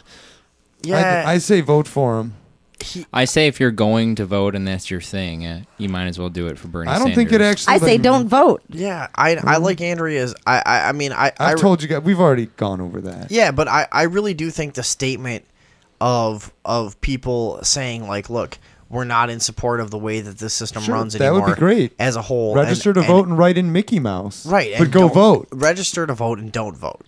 Or register to vote and then, like I said, go write in something. Write something in. At least then they know you exist and that you're pissed. They already know you exist. They're already trying to rob you no matter how you exist on paper. And that's why they can do it so easily. You Because exist their in the opinion same doesn't way. matter. You exist in the same way to them. To me, either way. Even the large number of people that don't vote, I don't know that anyone cares about that. You know, what is the percentage that it needs to? How low does the percentage of people who vote need to be before it actually becomes a problem? I guess and do way lower than it is now. I guess. guess. And do the people who actually run and expect people to vote and everything, do they really care about the people who aren't voting? No. They don't care now. They'll never. Do they count on it? In fact, they don't care about representing anyone. No, but people can give them their power ultimately, so they have to somewhat listen, which is why we've had any change at all. If we were all silent about all these police murders, you'd think they'd be prosecuting cops now? No, if we had all just kept our fucking mouths shut?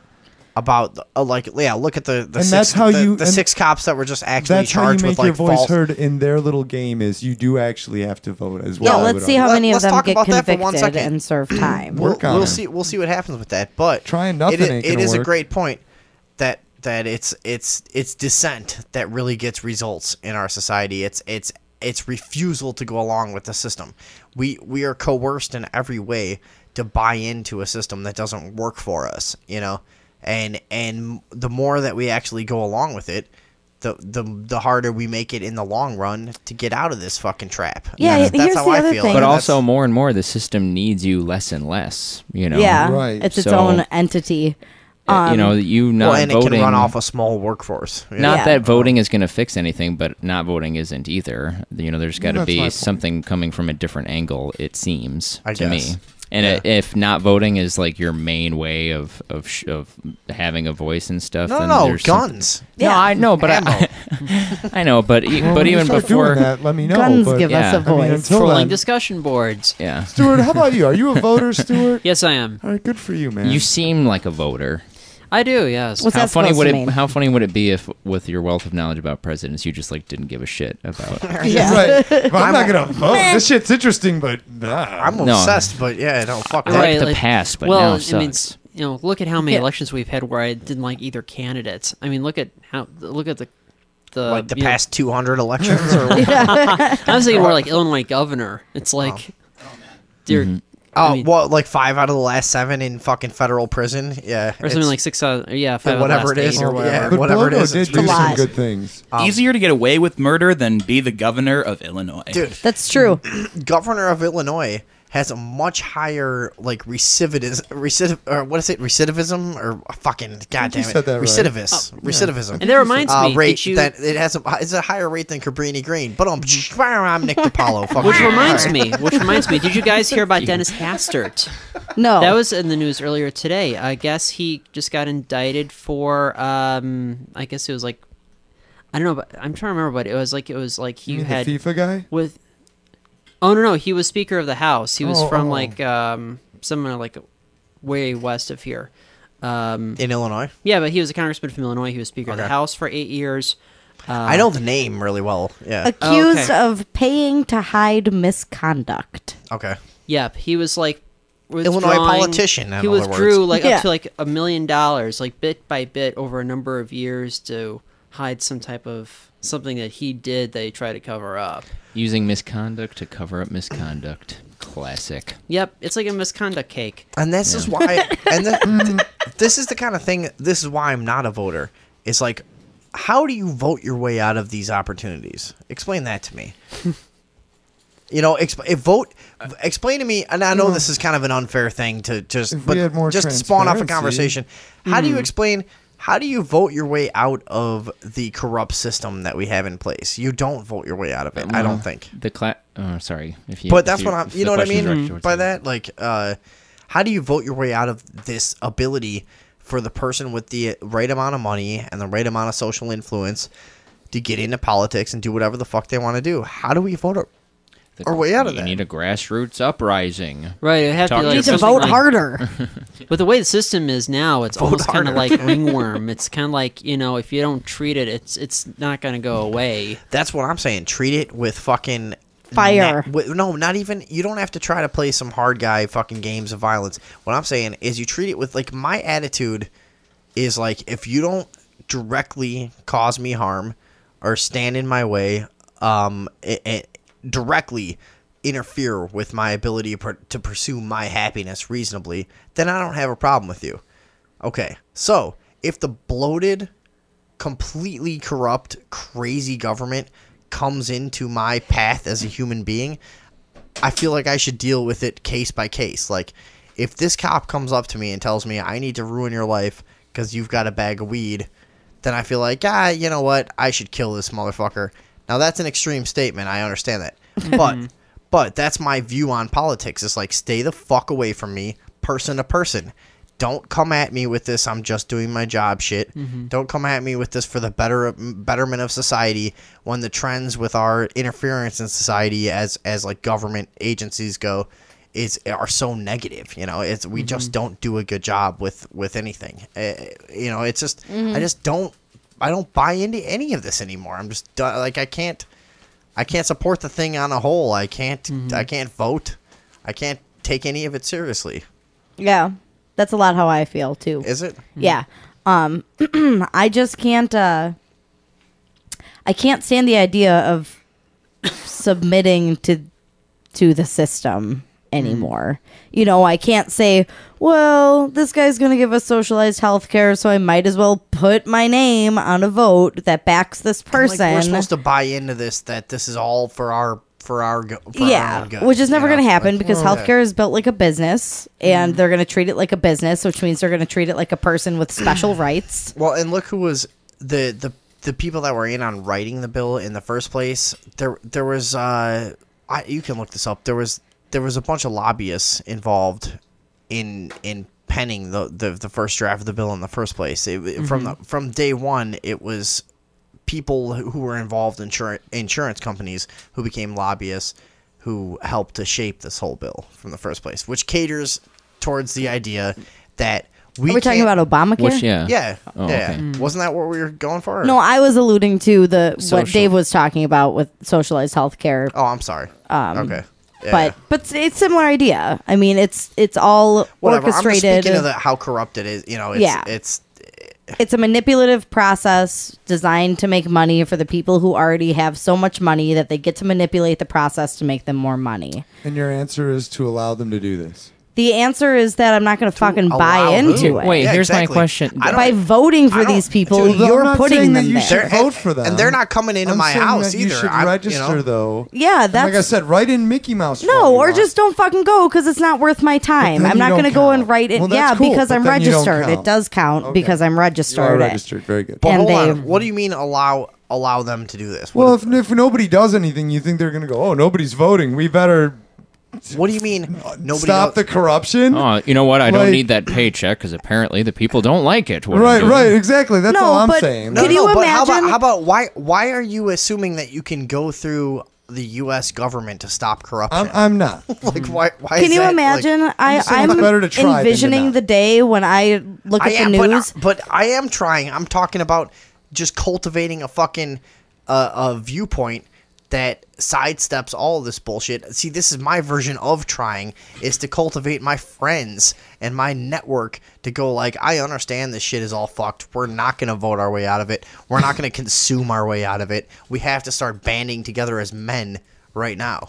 You know? How united That's would you what feel I'm trying to do. with Well, I agree like-minded with you there. people if after a presidential election the news said, holy shit, only 15% of the population turned out to vote? Then 85% of the people in the world in the country are either apathetic enough to just let whatever happens, or they think like you and they said, fuck that, I'm not voting for anyone and it's time to change. And then take a screenshot, put it on Facebook and say, hey guys, look, we all think the same thing now, so let's make some shit happen. It's What a does way that to look like, though? Yeah, that's what I was going to ask. I was going to say, does it look like gay marriage in Ireland?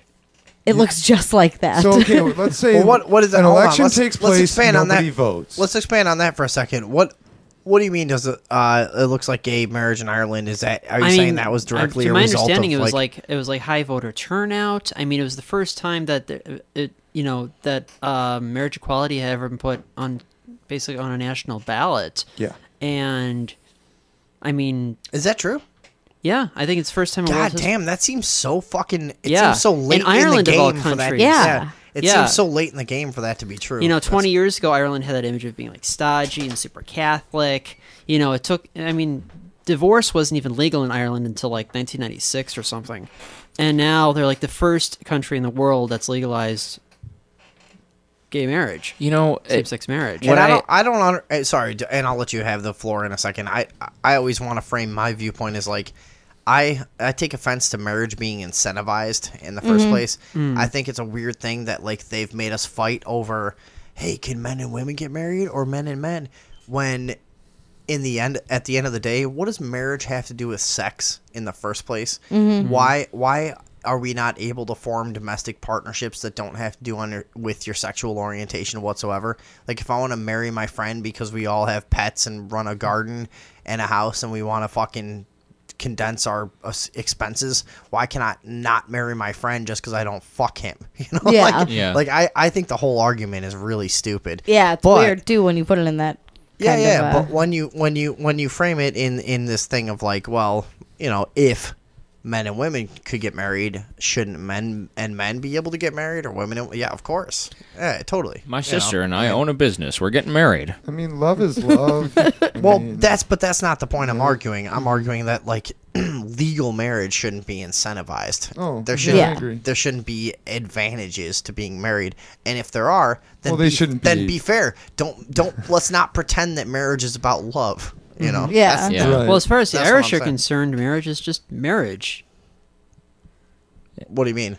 There's no government incentive to get married. It's just a thing of It's just affection. a matter of exactly. Yeah. So they're not doing the same kind of like tax break arguments that you find here, where people go, where you're like, why do you care if you can get married or not? And they're like, because of the taxes and visiting each other on deathbeds and blah blah blah. And this is my point: is like, don't make that laws for anyone. Then don't don't make it incentivized. You know, it's stupid. Get rid of those.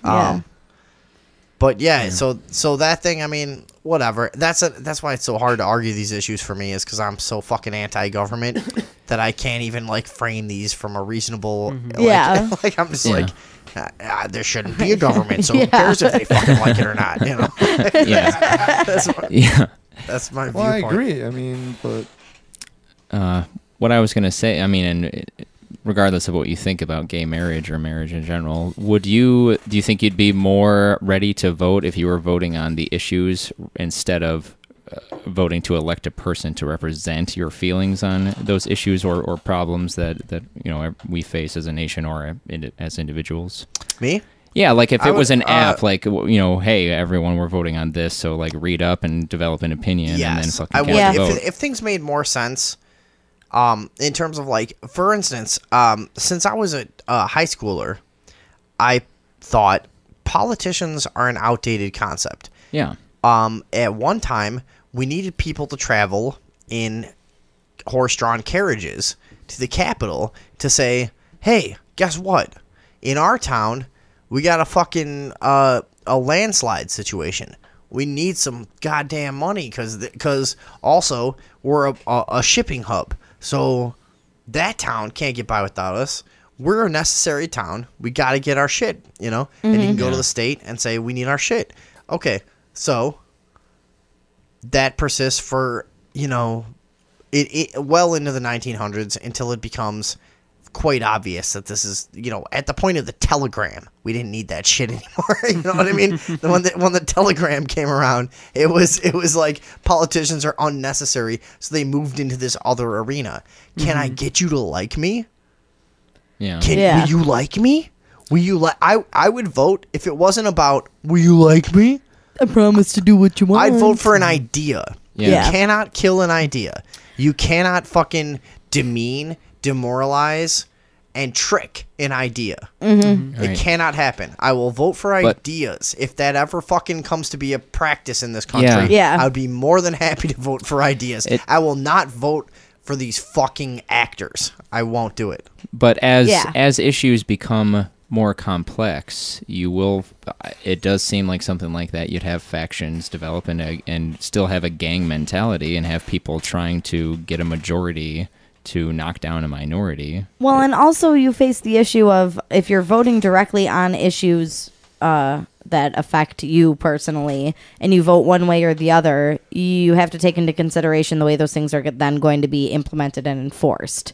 If you're voting for everybody to be able to marry each other and then somebody says, oh, no, I'm not going to perform that marriage. And then what happens to that person because the law says everybody gets to marry each other whenever they want? You know what I mean? I mean, there are a million... Yeah. In a society that has this kind of thing, I imagine that wouldn't... I mean, and not to you know, sandbag your question, but it seems like the voting for... in a world like that would be more about how do we allocate these resources and, you know, who and then how do you trust that that's happening? Who handles that in a way that you can trust and how do they get That's what I'm saying. That's what I'm getting The idea at. of a representative is an outdated concept. Yeah. Especially like look at the what we have achieved through the internet.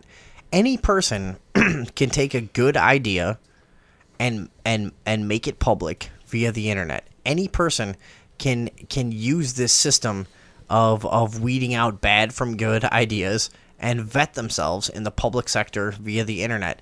We have come so fucking far, but we still have this archaic concept of representation where I need a guy to go to, and look at him. He knows how to get things done.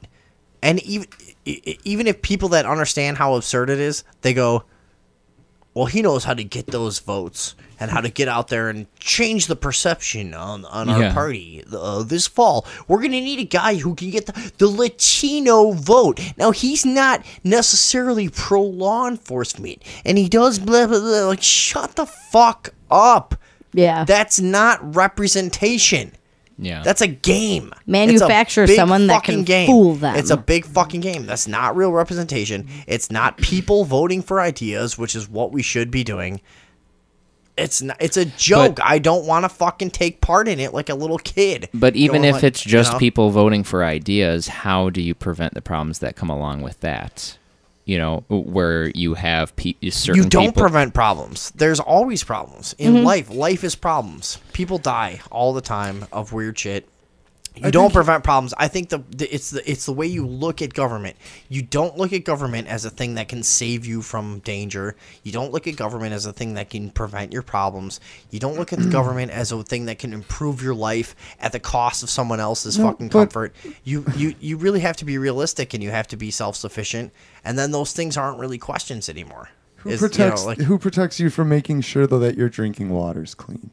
No one. We don't have that That's now. a bad fucking idea, dude. We don't have that now. Who protects you now from your... We do have an FDA. No, they don't do a good job. No, that's not perfect. But to just go, here you go, big corporations, pour that toxic waste in our fucking water. That's what we have There's now. no repercussions for this shit at all. You guys are nuts. We do have some thing Matt, in place. No, we do not. In fact, what we do have in place makes you more fucking vulnerable to big corporations. If big corporations didn't have an expansive, authoritarian, overreaching fucking government to implement their fucking I agree. their agendas through, then they would have no power. If corporations only had the consumer's fucking will to deal with, then we'd be in a if you didn't have if we didn't have a government that overreached itself. I'm talking about who takes care of infrastructure in your governmentless system that you're referring to. Who takes care of it in your government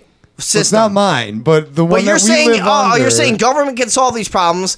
No, I'm go not. get it, Andrea. I'm not. Pull up the Why do we have pull those up the Venn problems? diagram of When did I all say the fucking government can solve our Monsanto. No. problems? Hold on. I never said that. Dude, I'm just asking look at all a question. What are you talking about? Who protects you in your You system? don't have any right to protection. That's the point. You don't have any right as a human being to protection against being tricked and coerced. It's never going to happen. You can't rely on authoritarian structure to protect you from every danger. You have to be responsible for your own safety and the safety of those you care about. I agree. Our government doesn't provide, but look at what happens now. You don't have any protection now, and in fact, not only do you not have any protection now, you have a fucking fraudulent front of agencies that say we will protect you, but they patently fucking sell you out to any corporation that can infiltrate them. That's not, you don't have any protection I have a based on question. government whatsoever. The perception that you do is more harmful than the wild, wild west of buying eggs from your fucking neighbor. So you don't, Where's the line, I'm though? not talking about buying eggs from the farmers. I'm talking about... But you don't have any protection We now. have- okay, the government in offers you reality- zero protection. Zero protection. I'm agreeing with you. Vin, you're missing my point. All right, what's the point? Please calm down and please hear my point. You shut up. We have Never calm down. We have nuclear power plants. Here in Illinois, we have a few nuclear power plants. In your thing where nobody's doing anything, what's keeping those from melting down? What's keeping the toxic runoff from spilling into the water and killing you? Okay. What's keeping, let's say some guys break in here and they've come and they're going to take all Why? your shit. Who protects you? Not and the don't government. say you, because let's Yes, say it they is. overpower you, Vin. And as tough as you think you are, it's 20 guys and they're going to just take your shit. You need some form, whether it's a local militia or whatever you want to call it. Right. There always has to be some oversight of the people. Yeah. And where's the... I mean, like, do you also think that a chief of an Indian tribe is just like a bastard for looking over his people? And, like, where is the line? No. Okay, Okay, and like a community that has a militia, does the dude that leads the militia, if he could be an asshole and turn against his own people in that community. Course. So where's the line is what I'm asking. And then how do we still have the comforts of the microphones that we're talking into if society doesn't have any structure at all? You know, and dude. can you really put yourself in the shoes of somebody who doesn't have that? I'm just doing what you were doing to Matt earlier right now. I'm going to keep going and going. But you see what I'm saying? Like, where? No, I don't. Without government, society doesn't lack structure. Right, It's not that's like what- all yeah, the buildings that's are why I going to don't- crumble to the ground. This is why I don't understand and the people point are you going to got. start I don't- murdering each other. All right, but then what do you call the structure? Well, you don't What call is- it. what you is don't it call then? the structure anything. You let go, It's and a you realize that community. life is chaotic, and it is what it is. You don't have any protection from government whatsoever right now. Guess what? Guess what? That's If a- arguable. No, it's not. Guess what? Obviously not. Cause Some you can't get people away do, with it. Vinny. Guess what? Some people do, but we're in a rich community right now. We're in a very rich community, an extremely wealthy community. None of us in this room are fucking extremely wealthy, but guess what? We are in an extremely wealthy community. We really are. Right outside of Chicago, from a world standard, we're in a paradise. Mm-hmm. We're in a fucking living paradise. And guess what? If someone walks through this door right now with a sword and starts swinging it at us, we are responsible for our own fucking safety. Sure. We're not protected whatsoever. Great. Not one fucking iota. But many, many, many things and comforts are available to us. And I'm not saying, oh, thank They God we are, have government, but they're there because of structure, and how government does is part of that structure No, right it's now. not. That's what I dispute from But you. the structure can hold on. exist without it. This is what I dispute. But then what's that called? How does government and productivity and structure and making any fucking sense tie together whatsoever? No, It you're doesn't. talking about bodies of people where there are people on top of others. I mean, Shure is a company that has people who make the microphones that are managed by managers, So and what? those people are. We're not- And I'm just saying, you wouldn't have any science and technology without at least a hierarchy within a business. So you can call it government or anything else, but there are managers who manage people, and all the way down to the worker, things are made that you enjoy every single day.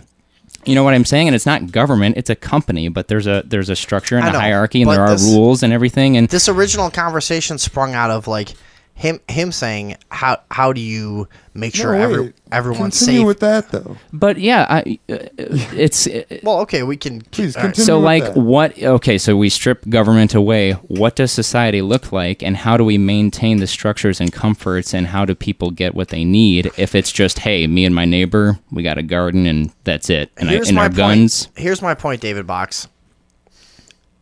This conversation sprung up because we're talking about whether or not government protects you from dangerous products. That was Sure, was it not how this But started? let's Okay, that's segue where we this started. direction But, instead, okay, we because will. it's still But we valid will. to the It is- argument. Right. It is valid. Just answer the question. But I am. But the whole premise is fucking fundamentally flawed. The government does not, will not, cannot, will never protect anyone from any corporate interest because the government is infiltrated by corporations at all levels, will always be, has always been, is now undisputably completely compromised by corporate interests. The government having power gives corporations power. I'm Okay. sorry, but And that's the fucking reality. That may be true, but then say we get rid of government, how does structure then get guess maintained? what? If you come to my house and try to kill me, I shoot you in the head. But that's and not everyone what goes, we're, ha ha. no, that's not what we're talking about. Yes, it is. How do you get the luxuries that are provided to you? Where does your internet service come from? Why do you? People with people from fucking personal interests. But then how do you capitalism. maintain They go, those I things made with- a product and I will sell it to 1 billion of you But because check, it's so Vinny, fucking good. dude, Vinny. But it's not like your neighbors making the microphones in the internet. There are structures with layers of ruling people who make these things. What does that have to do with this conversation? All right. The government is a business. Businesses are No, little no, you're microcosms saying- of you're the saying- government. You're saying they're structured a business. What does that have to do with how the government protects us from I corporations? am not talking Am I about missing protection. something? Yeah, what you're missing is What I'm am I starting missing? a different topic. I'm talking about a completely fucking different thing. You're What is saying it? you want to get rid of the government. They may not protect you. That's fine. Okay. But getting rid of the government. All right. Cool. What am I missing? You're saying to get rid of the structure of the government, right? So say that. I'm saying what I'm saying overall, and now we never laid this out, but let's lay it out now. I feel like you're not getting me. What I am saying, no, I'm not. I really must not be. But what I'm saying is we're better off without regulation.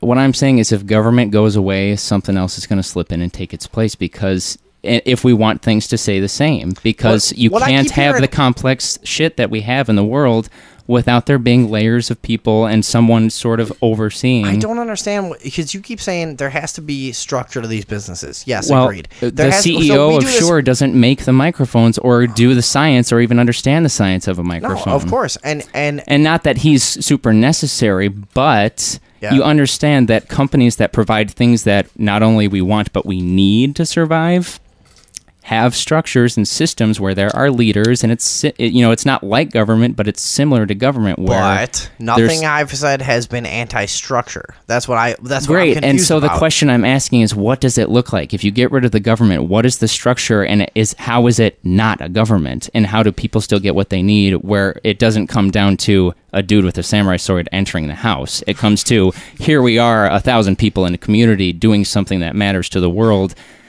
How does that whole shit work out without a structure of larger thing? You think it's just one-on-one, but it isn't. I must be missing something part of the argument, because all I've been arguing from the beginning is that government as we know it does not protect us from corporations whatsoever. So I'm missing the bridge. Not saying, I'm missing the bridge. Can you explain to me what I'm missing here? What all are you right. saying? Well, the government doesn't provide protection, and you could say that they help provide clean water or something like that. I mean, let's pretend that we're done with the protection argument.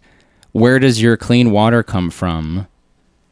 Like, if it's just a community of people and you don't have large companies with many layers of management getting that bottle of water to you. I get you. Where does your clean water come from right now? I'm saying it comes from a company that has to work within a government structure. But where do you get your water from? I get it from a grocery store. What's in it? What's in my water? Yeah.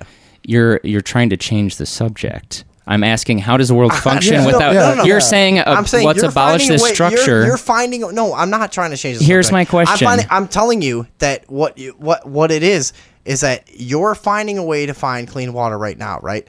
There may always be forces who are going to try to fucking get in between you and your ability to be self-sustaining. Mm-hmm. That's what I'm saying. How are you doing it right now? How am I getting water? Yeah. I go to a grocery store and I purchase some water. Okay. So you're finding your way, no matter what the circumstances are. And it doesn't rely on any authoritarian structure. It does, because if the Juul team, everybody on the Juul team decided we're not... There's nothing about Juul that's authoritarian. Dude, but without the government... I mean... There's nothing about Juul that's authoritarian to me. I don't work at Juul. See, that's the fucking thing. That's the fucking thing. If it's the only place to get clean water, they've got the authority. You see what I'm saying? So, and we live in a big, complex world where we afford many luxuries. How do you keep those things without some kind of structure? And I'm not saying it has to be government. Even if it's many different smaller structures. Yeah, this is where we're not even... We were not meeting minds for a long time, and I see what you're saying. I'm saying you'll never be rid of a boss, and a boss is always going to be in a position to oppress you if we're going to keep the luxuries we have. And I think that's part of my argument in the first place, is like that's an unfucking avoidable part of society, is there's always going to be people out to benefit from your necessities. Well, that's why you don't employ structures which are overarching and authoritarian and which supersede fucking logic. That's what I'm saying. I think we're arguing the same point. I don't even know what... Sure, but I'm agreeing, yeah. What are we disagreeing? Andre, can you tell me what we're disagreeing on? I'm not really sure. I don't understand what you think we're disagreeing on. What David Box is getting at is he wants to know, in your vision of having no overbearing government structure, what is the structure that then necessity assumes... for life? You agree with me. I do. But it sounds like a free for all, though. It's a free for all now. All right, but yes, it is. No, are Vinny, you crazy? Vinny, how do you keep your house if there's no? I mean, if every structure that is like a government, I didn't say. Falls apart. This is the thing that's flawed about your argument. This is why it took me so long to understand it. Is that I never said structure is bad. The original question was, what does structure look like, and how do people still live in this cozy thing we live in without? But here's the thing: structure can't be enforced by threat of violence. That's the point. I think that's the main. But when you have two people competing for a fucking resource that is needed, you're gonna have people fighting and shit like that. So how does that dispute get settled fairly if there's no? And I'm not saying that you need it, but what's it look like? Here's what it looks like to me. All right, fine, fair enough. Here's what it looks like to me. There's an illusion right now that structure, or as you see, I don't understand. I honestly don't even understand what we're arguing. Layers of management, because I'm not opposed to structure when it's agreed upon by all parties. My problem with authoritarian structure is that it's not fucking agreed upon by all parties. So that's where we're differing. I don't think that you can ever run. Human race just you isn't can't there run yet, a though, large man. society with no structure. I don't know what you want me. You want me to accept what about a military that I don't want to accept? What about can a society survive without a military to defend it? Because if we just and my question is, probably one day it could. Where's the line? At what point does a self-sufficient community become an overbearing entity? Yeah, where right. No, and so how do you? Okay, that's why it takes constant vigilance. So hold on. The way this is all sprung up, and I'm sorry if this is exhausting for people who are listening to this, because I really want to fucking understand. The main thing is that I don't think you can enforce anything through threat of violence as a social trend, and that's why I object to the presence of an authoritarian force in most issues, and especially when it comes to what we choose to consume as a society. Okay, so we have that. Now you're asking me, how do we have any sense of order? How do we have microphones do this studio? How do I go clickety-click and get online without some semblance of structure? Because there will be structure, but at what point is it so big that it becomes something that could be oppressive or how do you keep it in check? That's while still keeping the comforts that you want and use. And this is what I'm saying. I don't think that'll ever happen. So I think it's always going to come down, but that's what I'm getting at. Is it always does? You're like, let's not bring it to that level, but it always comes down to the guy with the machete running through the door. It always does. It always does because you extrapolate. A samurai sword, but okay. Whatever it is, but you extrapolate control through threat of force far enough, and you will always end up with that fucking situation. What happens if a guy blah blah blah and I do this and blah blah blah? We're never going to have a perfect situation. You'll always have to accept the chaos of life. We'll never have a perfect system. You'll never have for the lesser of the evils. No, that sounds like the same fucking argument that I made, dude. It's not the same argument because with the removal of an authoritarian presence, you don't have the fucking apparatus with the capability to destroy as much as people are afraid of Wild Wild West. And the free will of the average person who is actually a fucking good human being. 99.99% of people, no matter where you go, who are actually fucking decent fucking people, no matter what the fucking you fucking say, that is actually the case in this fucking world. You can do whatever you want. This is not a world where everyone needs to be fucking controlled down to every little single thing that they fucking do, and I'll never accept that. And those are the two. Trying to say that but it is. Those are the two directions you can go. You can go. I said, that's why it takes vigilance, and you have to be involved. So what? Why do you need? What is the argument? Why do you need authoritarian structure? I'm not making an argument. I never said we need authoritarian structure, but we need some structure. But and then you David can structure. Fox is asking you I structured this fucking radio show. Where does it become so large that it no longer is something? When does it become a totalitarian fucking oppressor? And when is it just a normal structure? That's what David and I are asking you. And can you really be a person surviving in a community without putting your faith in some type of leadership somewhere? Even if Right, it's on some just your level. dad on a farm or Right. something. You've got to, you know. Yeah, you definitely You're could. the You've captain gotta- of this ship. You We definitely So trust at you, what point are you boss. brainwashed and, you know, like... You definitely don't need leadership in a community. You don't. I mean, Anonymous. that's a retarded fucking. Are you- It but really are you is. It's like- sure? yeah, I am positive.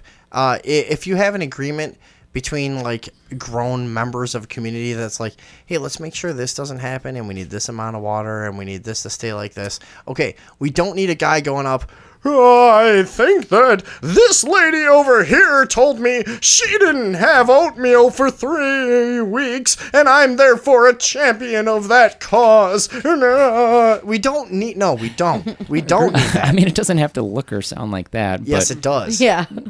I don't know. Yeah, it does for people See, to buy into fucking But politics. if you're and saying any of the no shit you're talking community about. needs leadership, Dude, could we but- just say we're all the host of this show right now, and I I, want can just structure. interrupt you while you're talking? Right. Yeah, You and see what I'm saying? But you know, like you still want to have a grip on some. You want to have control of your own projects and things like that, and it's right, and that's why I and don't. because you we're want it not to go arguing well. That point. You We're want not- it to go well, and you want it to be fair, and Right. you want right. So Yeah. I mean, does a leader have to be somebody who's taking advantage and sound all old and be like this old lady with her oatmeal? Like, can it just be somebody who hears everybody out and Sure, it is? could be. I mean, Yeah. and I know at what point does that become I'm elected to represent you because I can get votes versus somebody who's actually a wise maybe chief of an Indian tribe or something like that and can actually find a peaceful way to find common ground between two feuding people or peoples. And at what point does that person become the thing that you don't like? And at how much faith it's a should fair- you put in that kind it's of a person? Fair, and to me, I really am. My honest response is like, yeah, fuck you. Stay out of my way, and I'll stay out of your way. That is, I swear to God, that is as sophisticated as I think Well, human that's a good beings way to are be. at this point. I don't give anyone any more credit for morality than that. I don't give any human on this fucking planet the credit to be able to tell me anything other than don't kill that guy. That's the only thing you can tell me. Don't kill that other person. That is as the extent of the moral credit I give to anyone else on the planet. So yeah, maybe that's the crux of this conversation, is that I do not think we're evolved past that whatsoever as far as socializing anything. Like, yeah. So you that's think it. that like in essence people just aren't built right now to really collaborate for the common good? Yeah, but I also feel like I shouldn't have to live with the implications of that in society because I'm not contributing to that fucking you know what I mean? Like I'm to the point where, like, if you're talking politically and you're talking like structure of government and you're talking what's going to happen down the line, I don't care, because guess what? I don't fuck with anybody else. Yeah. I guess And I'm willing to work with anybody else for the common good of my circumstances and yours. Hey, Yeah. you got milk, I got chickens, you got fucking stand-up bass, and I got a piano. Let's get together. That's how I am. I do not worry myself with this fucking endless bullshit yeah. of how to cheat each other out of shit and how to ration this shit out through an authoritarian structure. I don't give a shit. Yeah, you could kind of look at the dream of world peace as the thing that starts the slippery slope of something that just maliciously takes over the world, trying to, you know, get resources and comforts to every type of person in the world. You know, maybe it's a crazy thing, and then you get, I don't know where I'm going with this. No, I just don't get. I would like to end this whole thing understanding each other a little more about like I hope you don't think I'm don't- advocating for government or anything. No, Right, I I'm not. I just don't understand how, like, you guys tie. I'm just saying you need oversight. You guys tie, like, see, there's a difference here. You guys are tying this all into authoritarian structure where you need structure and it's enforced. I'm saying you need structure and it's not enforced. Yeah, I wasn't saying I wasn't saying you need I a wasn't exactly saying forceful that either, structure. I'm saying Then what I you think need we is were a having structure. we were having an argument that we both didn't understand. I wasn't arguing anything. I was That's all I asking know. you, what about, like, If I could, Andrea, do you? Have you I just need to interrupt for a do I second. sound, let me ask you. Hold on. Am I like completely missing something this whole argument or no? I don't think so. That's all I was wondering. No, I don't think so. Okay. But our friend Stuart has to get going because it's getting kind of late. Yeah, I didn't want so to interrupt, but I just want to mention one more time. I don't care about interrupting.